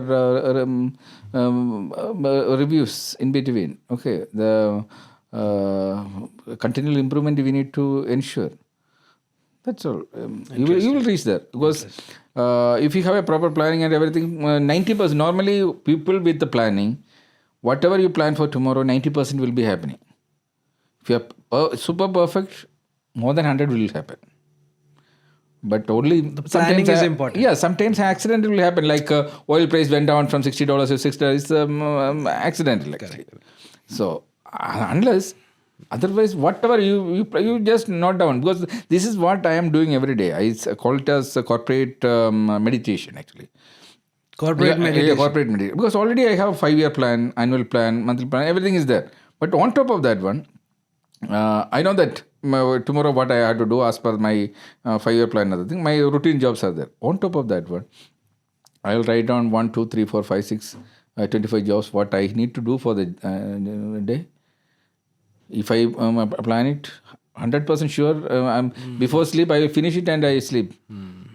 If you don't plan it, it will not happen. It will not happen. That's true. That's true. Sir, let's come to Ship Tech. How did this idea of Ship Tech came to your mind, and why you started Ship Tech? No, basically when the Marine BizTV started, we were looking for the contents. So how to create the contents? So contents creation is okay. Ship Tech basic idea is the first thing is content creation.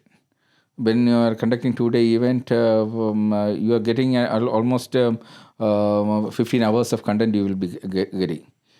Then so many legends are coming from the shipping industry. Tech, yeah. So it's a very good networking session. True. And also every Ship Tech is followed by an award function. Ceremony, yeah. Ship Tech is the only award ceremony in the shipping industry where you are honored without, it's not a paid award actually. Oh, okay. You don't pay and... No, you don't, because that is the first policy we took. Very interesting. It's Because, honest No, award. that's why I never receive, it is my policy in my life. So many awards are approaching me. They say, sir, I need a sponsor. Sorry. You need sponsorship? You Sponsor some food, yeah. approach our company, they will sponsor if we have any benefit out of that one. Yeah. I don't need any award. Because what kind of recognition I'm getting by paying the money and getting an award? True. Okay, because I should feel like I should feel proud of myself actually. True. By paying money and getting an award, any person can do it. Okay, it is not a recognition for your talent or your contributions. Okay, so there are so many legends in the maritime sector. They were not getting recognized. And because many of the people, they don't want to pay money and get an award. True. So we introduced this one. Okay, what is according to your talent, passion, your performance, you should be honored. Your organization should be honored because every award is a branding tool for your future journey also. True. So we introduced that system. So basically, it's an honest award system. We have been following it for how many years? Almost 18 years now we have been following this system. Okay, so I attended your event twice since I've been in Dubai for 2 years only. Yeah. But it was amazing. A lot of interesting people to network with. And of course, like there's a lot of discussions happen on the stage, which is also very And at the same time, if you want to do any product promotion or something, we have stalls there, you can do it. And since our main objective is not money making, it is because we are happy with the sponsorship what we are getting and we are conducting it. And we started with the Ship Tech. Today, that is grown to almost 60 events per year worldwide. In almost 22 IPs we got, not only in the shipping. We have in the real estate, we have in the education sector, in the medical sector. So many different sectors we have entered, and same method we are using. Because for us, it's a content creation also. True. Interesting. Sir, tell us about your achievement in the Guinness Book of World Records. See, that is... I told you, the destiny made me a naval architect. I have no go back because it's my profession. I need to do some justice. So what is because normally naval architects, they do their job, they get their decent salary, they leave happily, they finish. But if you look back, if I ask you, tell me the names of few naval architects, famous naval architects, you will not be remembering, even if you are in the maritime field. So I thought, okay, something I need to make unique to place myself or recognize as a naval architect. So I was looking for what is to be done. I am from Kerala, what I can do for Kerala. Then I realized that, okay, because when I do something, there should be a purpose. So once I was in the Alapi, I was seeing the Nehru boat race, Nehru Cup race. It's a snake boat race, basically. It is supposed to be the world's most beautiful water sport. I was thinking, such a beautiful sport is happening in my state. Why it is not getting into what do you call the Asiad or Olympics? Because so many other things are happening. Even Dragon Boat Race is very famous worldwide, but this is 10 times better than Dragon Boat Race. And why no one is recognizing it? Then I realized that 4 boats competing in the competition, one is having 80 rowers, one is 90, one is 100, different sizes, different weights. How you can do a car race between Formula 1, Ambassador, Rolls-Royce, different models. When you are doing a race, first of all the boats should be it has same to be size. Standard size, yeah. What happened is, it's a traditional boat race. Everything is made out of wood. Yeah. The I've moment seen you- that race where like 5 or the moment you 10 make people sit. this snake boat, you are cutting few trees. That is first thing. It's a anti-environmental the concept. Okay. Second thing is, this is the wood. The worst thing is, it is absorbing water. That means during going the down. heats, it will be a lighter version. Correct. During the finals, it will be a heavier version. So you will never get the speed in the final, like what happened in the thing. Normally, all these boats on the previous day of the race, they took it on Sun, they put in the sun. they dry it, they heat it, and they put oil and they bring it to the water. But still, after the heats, it will the water is getting absorbed. So that is one thing. And all the each board someone is making, they will try to increase the size or something. So no uniqueness is there. So I thought only possibility is, first of all, the material should be same. And for that, we should not cut the trees. yeah. It should be recyclable. Recycling should be possible. So we decided to make it in steel. Okay. Yeah. But it should look like exactly like this one. yeah. Okay. Then it should be light, and it should be more stable. It should be scientifically designed so that we can keep on making the same thing, 2 or 3 or 4 or 5 or any number of things. If we have 4 numbers, that is enough. The names you can change because each boat is having a different name. But during the race, you can change it, and you can use it for the branding purpose of the different companies. For example, for tourism promotion, every week you can conduct a race. 1 week is for textile industry, one week for education, 1 week for jewelry field.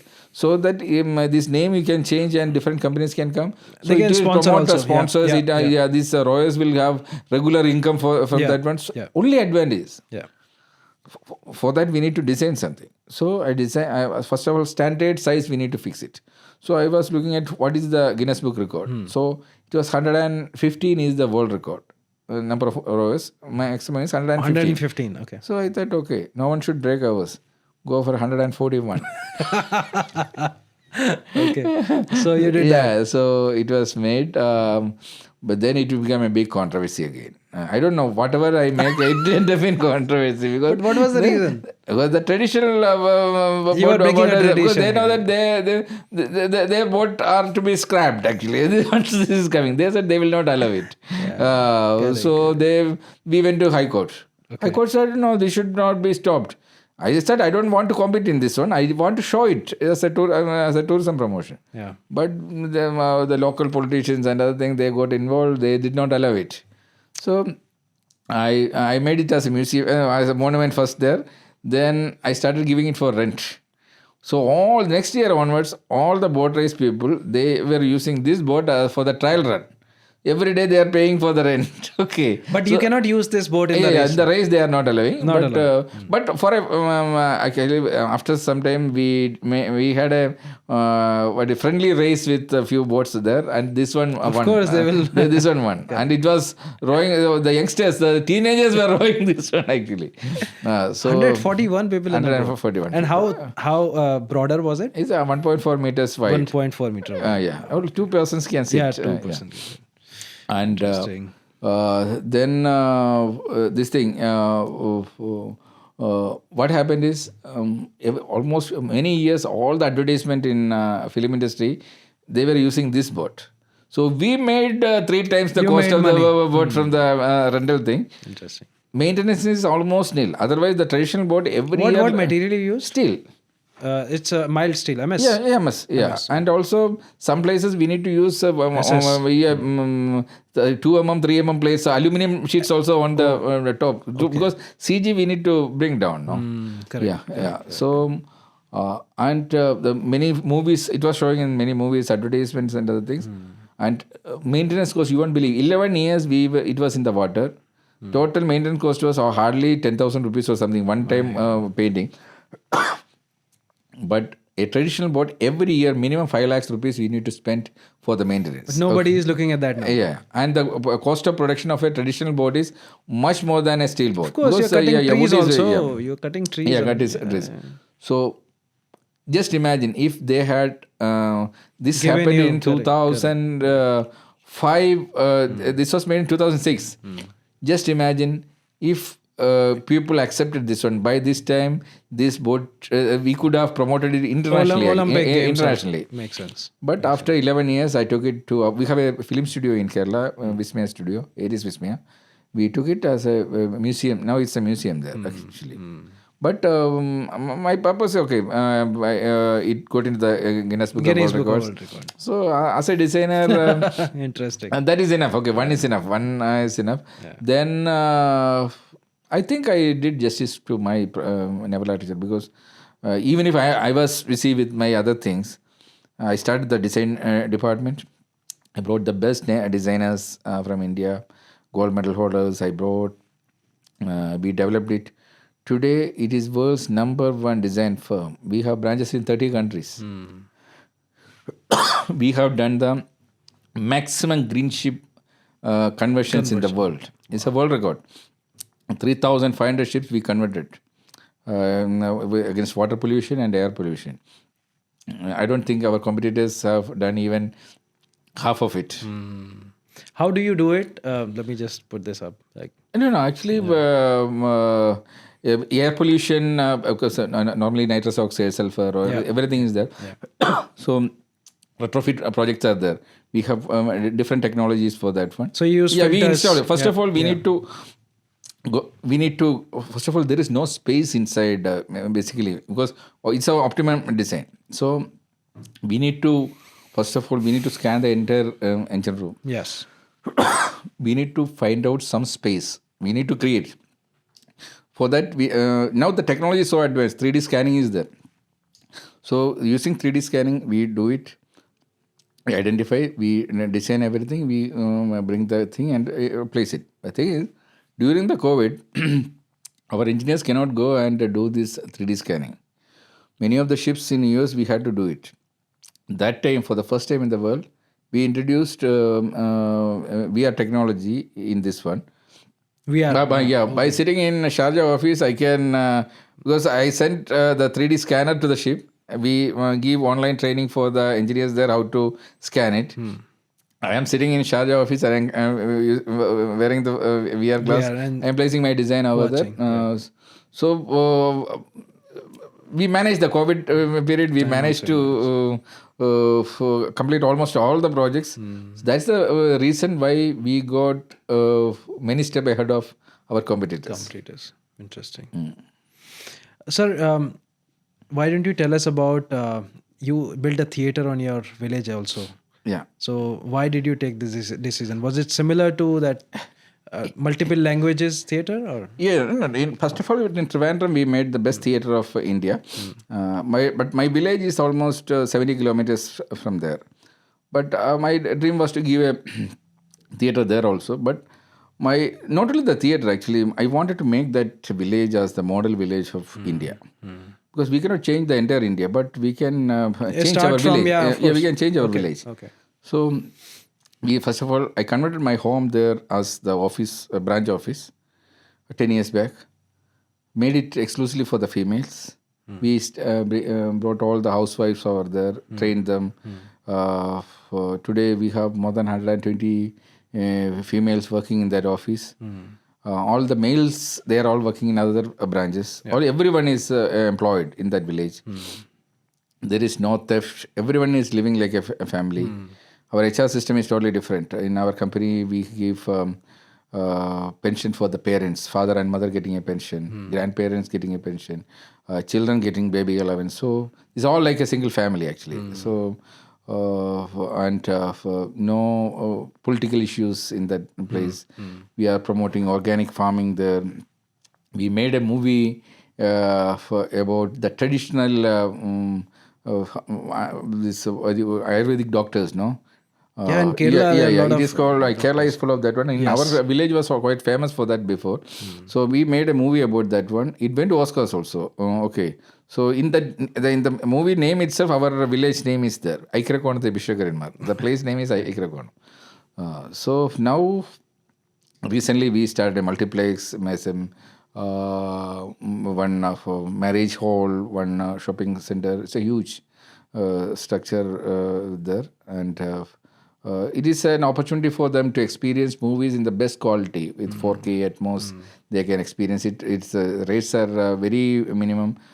Even the food court, normally in the multiplex, the food court charges are very high.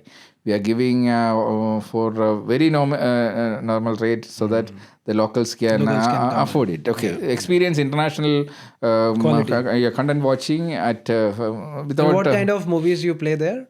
No. We planned whatever, because in Trivandrum we are playing around 40 contents every month: English, Hindi, Malayalam, Telugu, different languages. Okay. So here he got only three screens actually. So it's not like movies; you can play any content, is it? No. Normally it depends on the demand. Yeah, but same time with the quality, some classic contents also we will be showing it, and also we are trying to use this for educational revolution. That means the movies will be playing from maybe morning 11 o'clock onwards. No, before that time is there, so that time we can use it for educational purpose. Educational contents are there. So whatever you are learning in a week in a school, in 1 hour actually using educational contents you can learn here actually. It's more effective. So that is we are introducing it, because we introduced this system in certain schools and it was very, very successful. So we thought same thing we will introduce in our village also. Sir, what is FESM? Because this is something new I heard from yourself only. What is FESM is called Efficiency Improvement System Management.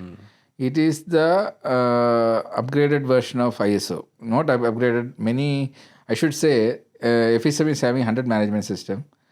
Out of 100, only one is quality management system, and that is ISO actually. So ISO into 100 we can say like that. Because this was designed for our organization almost more than 10 years back. It was my industrial doctorate subject. Because the success of any organization, growth of any organization depends on the efficiency of the organization. People, and the efficiency of the organization depends on the efficiency of the individuals. People, true. And unfortunately, there is no scale to measure efficiency. We made a scale to measure the efficiency. We made procedure to improve the efficiency. We have a system to monitor, to upgrade everything. How to improve the efficiency, we have a system. There are 200 parameters we identified. 100 management system we developed using these 200 parameters. Each parameter is a drain hole in your efficiency system. Example is lesson number 1, punctuality. There is a big difference between a person who is punctual and a person who is not punctual. Just imagine your organization, everyone is punctual. That organization will stand one step ahead of others. Understood. So like that, these 200 parameters, and all of a sudden you cannot make everyone expert in these 200 things. True. So one by one we are training, giving training, so that it is a 5-year process actually. Yeah. So in 5 years you will be a totally transformed person. That means your character completely will be changed. Wow. In a positive way actually. And it will reflect on your efficiency. It will reflect on your productivity. It will reflect on your... Naturally, everything is directly proportional. End of the day, your profit will be more. And your growth will be more. You'll become a better person also. Better person. Yeah. And a simple example, 2 things I will tell you. One is, out of the 100 management system, one is self-management system. Every company, every year the health bill is going up by 10% minimum. In every company, take it. Your personal health bill is also going up because you are getting older and the medical expenses are going up. Inflation is also there. But in our company, the other way it is happening. Our target is every year the health bill should go down. That means company should become healthier and healthier and healthier. Yes. For that, your lifestyle should be changed. What you are eating, what you are having. True. You should have a feel that every medicine has a side effect. True. Without how to live without medicines. So that means you need to take care of your body. True. So we say that, the ultimate goal should be happiness. So your body, mind and karma should be balanced. So your 24 hours, you should be equally divided for body and mind and karma. You should have proper sleep, proper exercise, breathing exercise, you need to have enough water, minimum 10,000 steps you need to walk every day. So if you are following it, you can say goodbye to the medicine actually. True. And also the happiness. You need to, when your character is changed, if you have a proper design to make things, because you have 8 hours to generate happiness. True. 8 hours, 8 hours you can do 100 things actually, if you have a proper design. Otherwise, you will simply waste that time. And 8 hours you are spending for the karma, that is your job. If you properly design it, what you are doing today, you can do many fold than what you are doing today. And you can reach many steps ahead of what you are naturally you are reaching. And the quality will be different. Your job satisfaction will be different. And nothing wrong in improving your efficiency. It is not a crime. And that is one thing. Okay, that is health management system. Then finance management system. This is the biggest problem with everyone. People jump from one job to another for better salary. For what? Your financial requirement is going up. But just you do the reverse process. You learn how to be happy with what you are getting today. You have. True. So for that, you need to have a proper finance management system. Whether your earning is $1,000 or $10,000 or $100,000, first of all, save, keep 10% for your future. True. You learn to live for the 90%. That 10% is your self-imposed tax. True. That is for your thing. Yeah. And you take a policy that I will never borrow money and leave for my luxury or something. Yeah. I will decide myself, because weekend you can go out and spend $500 and for $50 also you can enjoy happily. Okay, if you have a proper design. So finance management you should learn from the childhood. The students, okay, because my parents taught me how to. I never took money from my parents' pocket actually, because they always give me half an hour or 1 hour job every day. So for that they need a pocket money. So I know that my hourly rate is this much. If I work this much, I will get it. So I understood. So you are actually earning money. You're not getting. Yeah, earn and learn basically. That's why in the university also I earn and learn. That I was following that system. I think, sir, that system has to develop from the beginning itself. Yeah, that's why now we are. It has to be in your DNA right from the beginning. You cannot just develop after 20 years saying in the FSM, in our organization, it is a 360-degree thing. Our job is not only to look after the employees family also is a part of our organization. So the employees, children, career design I am doing personally. Every month I am addressing the students. I am giving them targets, their career, everything. I am the mentor for all these children. Interesting. Now the same method we are introducing into all the schools and colleges as part of the education revolution. So at the age of 12 if you start, at the age of 18 when you start, you decide to go to the university, you exactly decide which course you need to do according to your talent, passion, which industry you are going to join. Every minute what you are investing in your education, it is for some reason. It is something to be used for your career. Otherwise, you will learn sin theta, cos theta, and end of the day, you don't know what is it. What is the practical application? Practical application. Also, sir, we'll come back to the discipline that you mentioned, that you write one poem every day. Yeah. And this has been going on for almost more than 2 years now. Yeah. So tell us about that. See, why did you start doing this?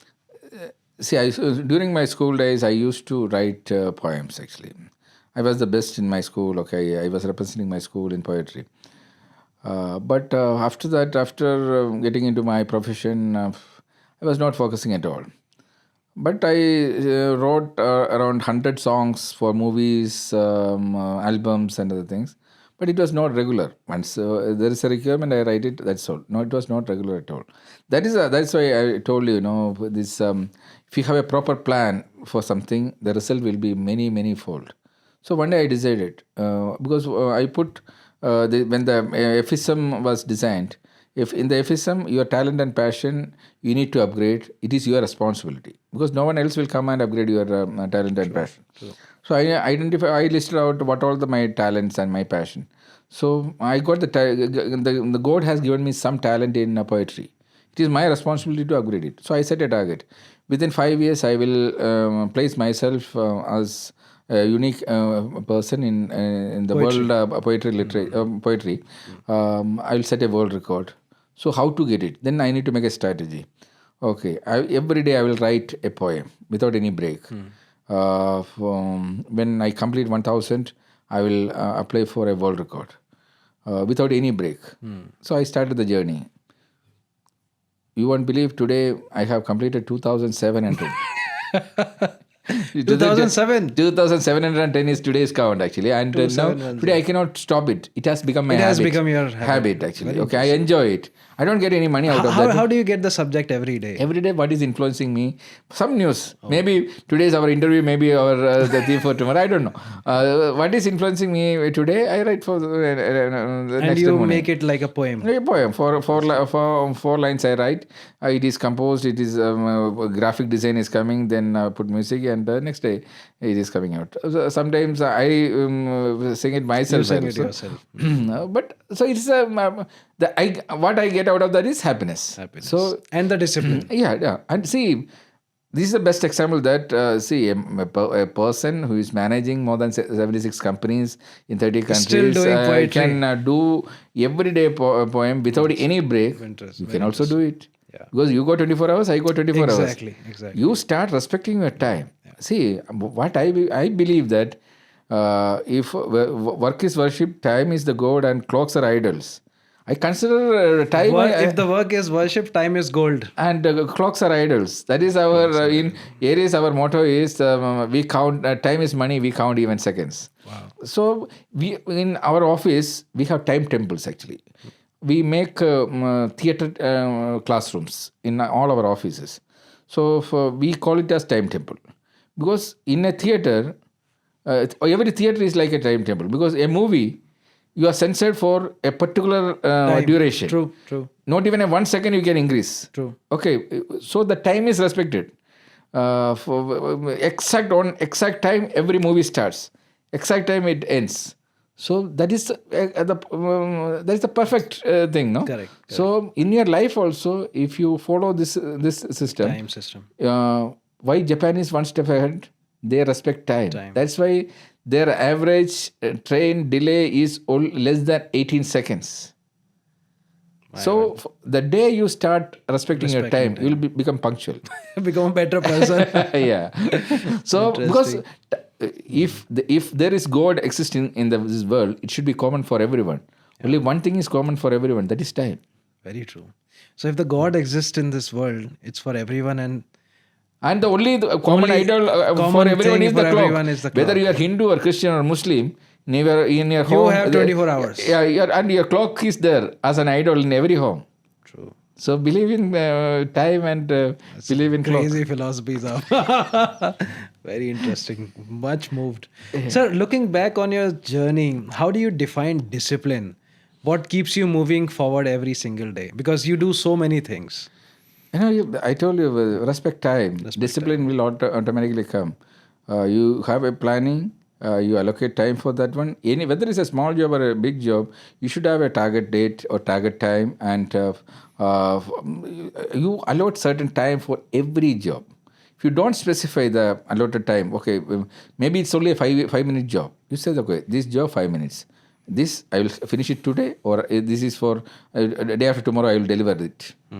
Once you fix it, Nefism, that one in the morning, we need to clearly say, this is the job, this is the job, this is the job, how much time, what time delivery. Finish. Once it is in the system will chase you. So I've been reading this book about time, about habits, atomic habits. You must have heard.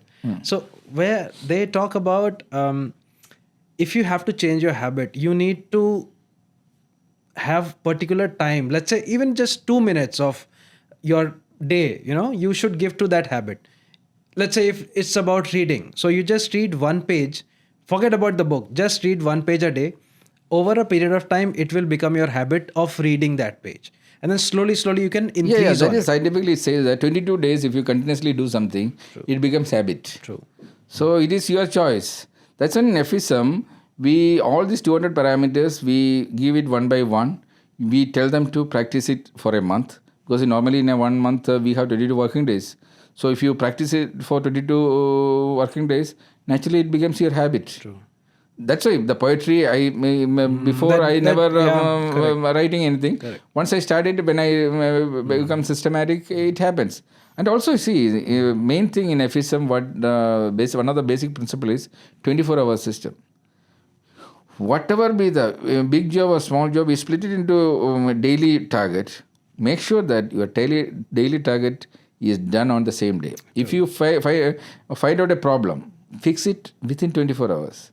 Don't push it for the next day or something. If you identify anything, okay, there's a problem, there's a solution. If we cannot identify the solution today, how are you going to find out the solution tomorrow? True.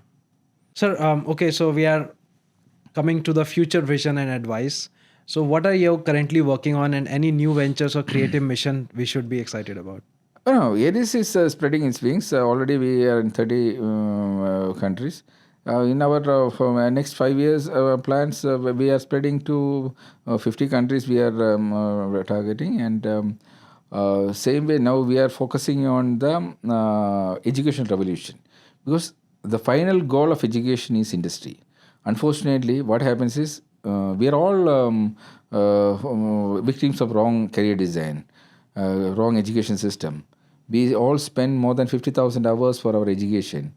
For what? When you get into the industry has to teach you everything. The basic education, everything, 90% is useless actually. True. Why? Because your time is that much precious. Why you waste your time? True. Every minute you spend in the academics should have a purpose.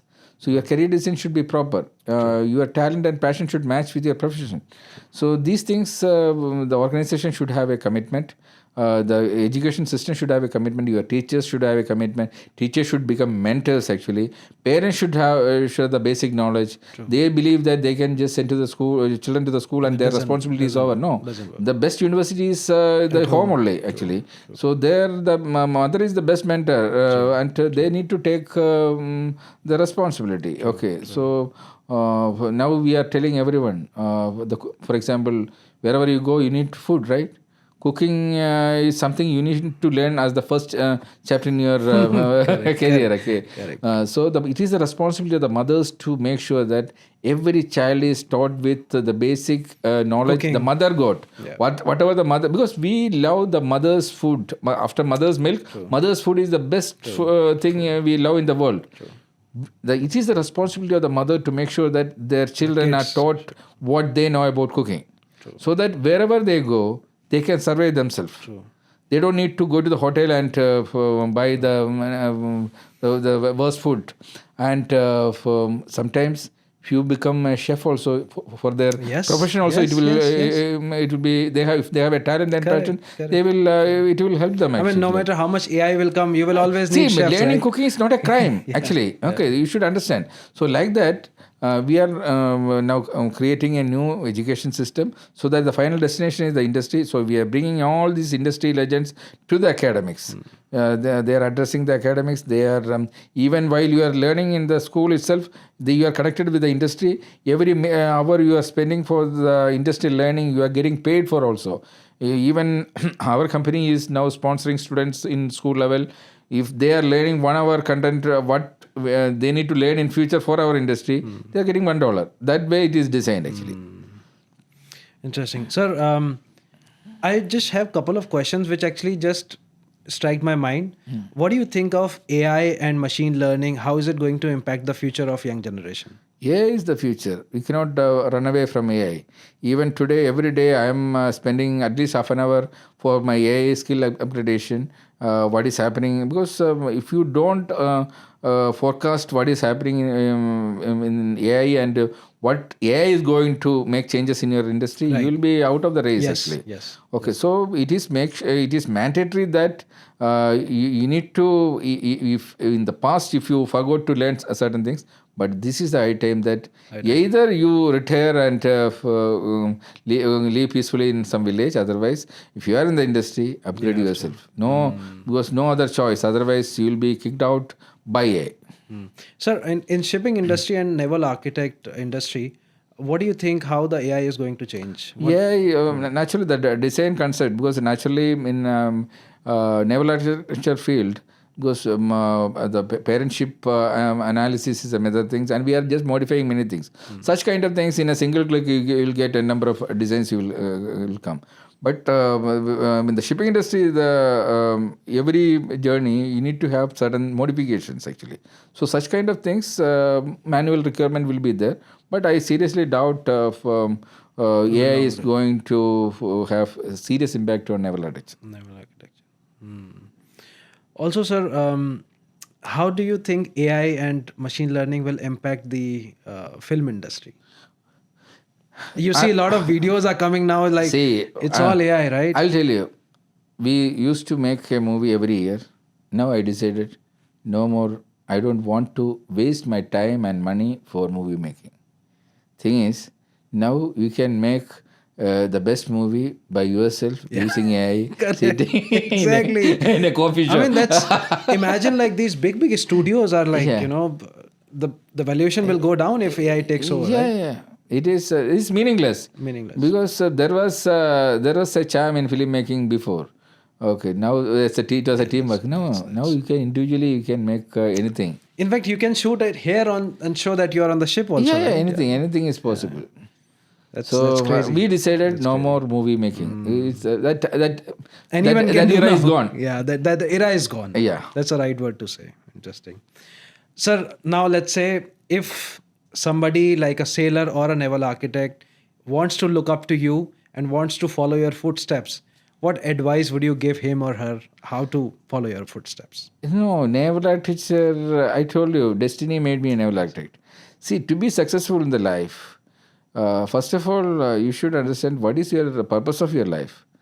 I have nothing else. My dream is, or my vision is happiness. My always final target is happiness. If I never do anything which doesn't give me happiness. If even if you offer me $1 million and if you say there won't be any happiness, I say goodbye. I don't need that. Okay, so set happiness as your goal. Design your career. Your destiny is decided by your karma, and the karma you can design. So you design your destiny. That's all. Design your destiny. Okay, and sir, let's say if your life were a movie, what would be the title? Happiness? Let's say if there's a movie about you, what do you want the title to be? Design your destiny. Design your destiny. So from naval architect, you became a sailor, and then you became SGS surveyor, and then you started your own firm, Aries. Aries Private Limited, was it? What was the name? Now Aries Energy. We are rebranding it as Aries Energy. Aries Energy. So, sir, as Aries company, Aries Energy, are you also planning to get into different sectors? Yeah, we are already into the sports actually. Sports? Yeah, we have in the Kerala Cricket League, we have one team. Last year it started because it's a BCCI approved thing, because through this only the players for the IPL are selected. So last year winners, our team was the winners, because cricket we treat it as a religion in our company actually, because it is our training ground. Normally the best performing our division heads are all ex-cricketing captains actually. Because cricket is the only sports that got some connection with the industry. Because whatever qualities required for a team leader in the industry, it is unknowingly is there in the cricketing captain. Because all of a sudden, in one day, you cannot become a cricketing captain. First of all, you need 2 years of experience you need to have. True. Then you need to have the leadership quality. Then only you can become a captain. The cricket is the game where time is very important. If you delay the game, there's a penalty for that one. It's a gentleman's game. There is a strategy for that one. Targets are set. You need to chase the targets. Then health and safety is very important. Fitness is very important. Like there are almost 25 features required for the industry. It is there. Unknowingly, they are developing it. That's why we go to a campus.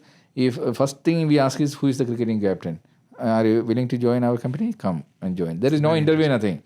If he knows cricket, that is a cricket team If captain. he is a cricket team captain, Yeah, he so is. so. Okay. So that's why we give so important for cricket, and we are now in the school level, college level also. We are starting clubs for cricket, so that unknowingly this leadership skill they will develop actually. Interesting. So, And also we before we had we were into T10 also in Zimbabwe. One of the team T10 we were owning one of the teams. Then we came to the KCL. sir, one question. I mean, I did not get the answer that I was looking for. For seafarers, because our audience is more, let's say, second officer, Yeah. chief officer, master, chief engineers. So, any advice for these guys who are gonna watch the video? Because you have been a sailor, you have been a naval architect. What advice you would like to give them so that they also can look up to you and look further than sailing? Because for a chief mate or second mate, it's all, he just sees the money, he just sees the ship, and by the time he realized that he is so much into sailing and shipping, the time is gone. He either would have taken so much of loan to pay the EMI of the big villa or big house that he purchased. So how do you guide them to make the right steps, make the right decisions and the choices in life? See, you just follow FSM because you are on board. You have enough time there. If you are following the FSM, everything is designed. I told you, if you have following proper finance management system, you don't need to. You have a clear cut idea how many years you are going to sail, how many you are going to save, how much should be spent for the accommodation, how much for this one. Everything is properly designed actually. Not only that, see, the career design never ends with your academics. Career design really starts after joining the industry. True. So, after the sailing, what you are going to do? You need to have a clear-cut planning. So many courses you can attend it. Because now we started industrial university. Aries Group, we started Amory Industrial University. The concept is that while What is the AMD? Amory Industrial University. AMD Industry. Amory Industry. Amory. Where is it, sir? In UAE only. UAE. Yeah. So what you can do is while working, you spend, for example, every year 50 hours of training you are attending. In 2 years you get a diploma. 4 years you get a degree. 5 years you get a master's degree. If you write your professional biography, you get a doctorate, because that is the thesis. So you see, so many legends already wrote their biography and took the doctorate from the university, even like Mr. Grimaldi. He is the Chamber of Shipping president, actually, who owns more than 150 ships with a legacy of 1,000 years in ship owning. He wrote his biography and he came to Dubai and received the industrial doctorate. So like that, if he can do it, why you cannot do it? So if you have 20 years of industrial experience, write your professional biography. Otherwise, you start, because you are on the ship, you can think about new concepts. You can invent something and contact the university. They will make sure that your concept is getting presented in the venues like a Ship Tech. Very interesting. And tomorrow that invention will bring you a doctorate. Makes sense. And upgrade whatever you are learning, make sure that it is getting accounted. Okay, so if you are doing the training through the AMD, everything what you are learning, everything is accounted, and they are just following your training system. And when you complete 100 hours, you are getting the diploma. How can somebody join Emory? Yeah, just contact Emory. They will give you all the guidelines. Okay, but what we suggest is tell your organization to be a part of this one, so that we normally deal with the organizations. Yeah, so that all the employees under them, for example, one organization can say that, okay, all the staff on board this particular ship to be monitored. We will take all these things. We are directly communicating with the staff, and we give the targets, everything. You finish annually 50 hours, which all things we are going to train. Because after the 20 staff on board a ship are going to 20 different directions after the sailing. So you need to, the 50 hours of training, 25 hours, company will say, okay, you do this training. 25 hours, you can choose in which field you are going to expertise after this thing. After your sailing, yeah. Or also, sir, how could somebody get access to FSM?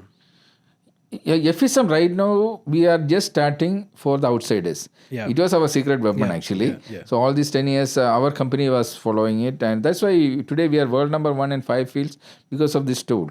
So now, because when we give it to the outside, the security level should be very high because cyber security, certain elements are there actually. When we are using our in-house system, we are not Interacting with the outside world. yeah. But when you are giving to someone else, we have to be very careful. That's why we are we call it FSM 2.0 actually.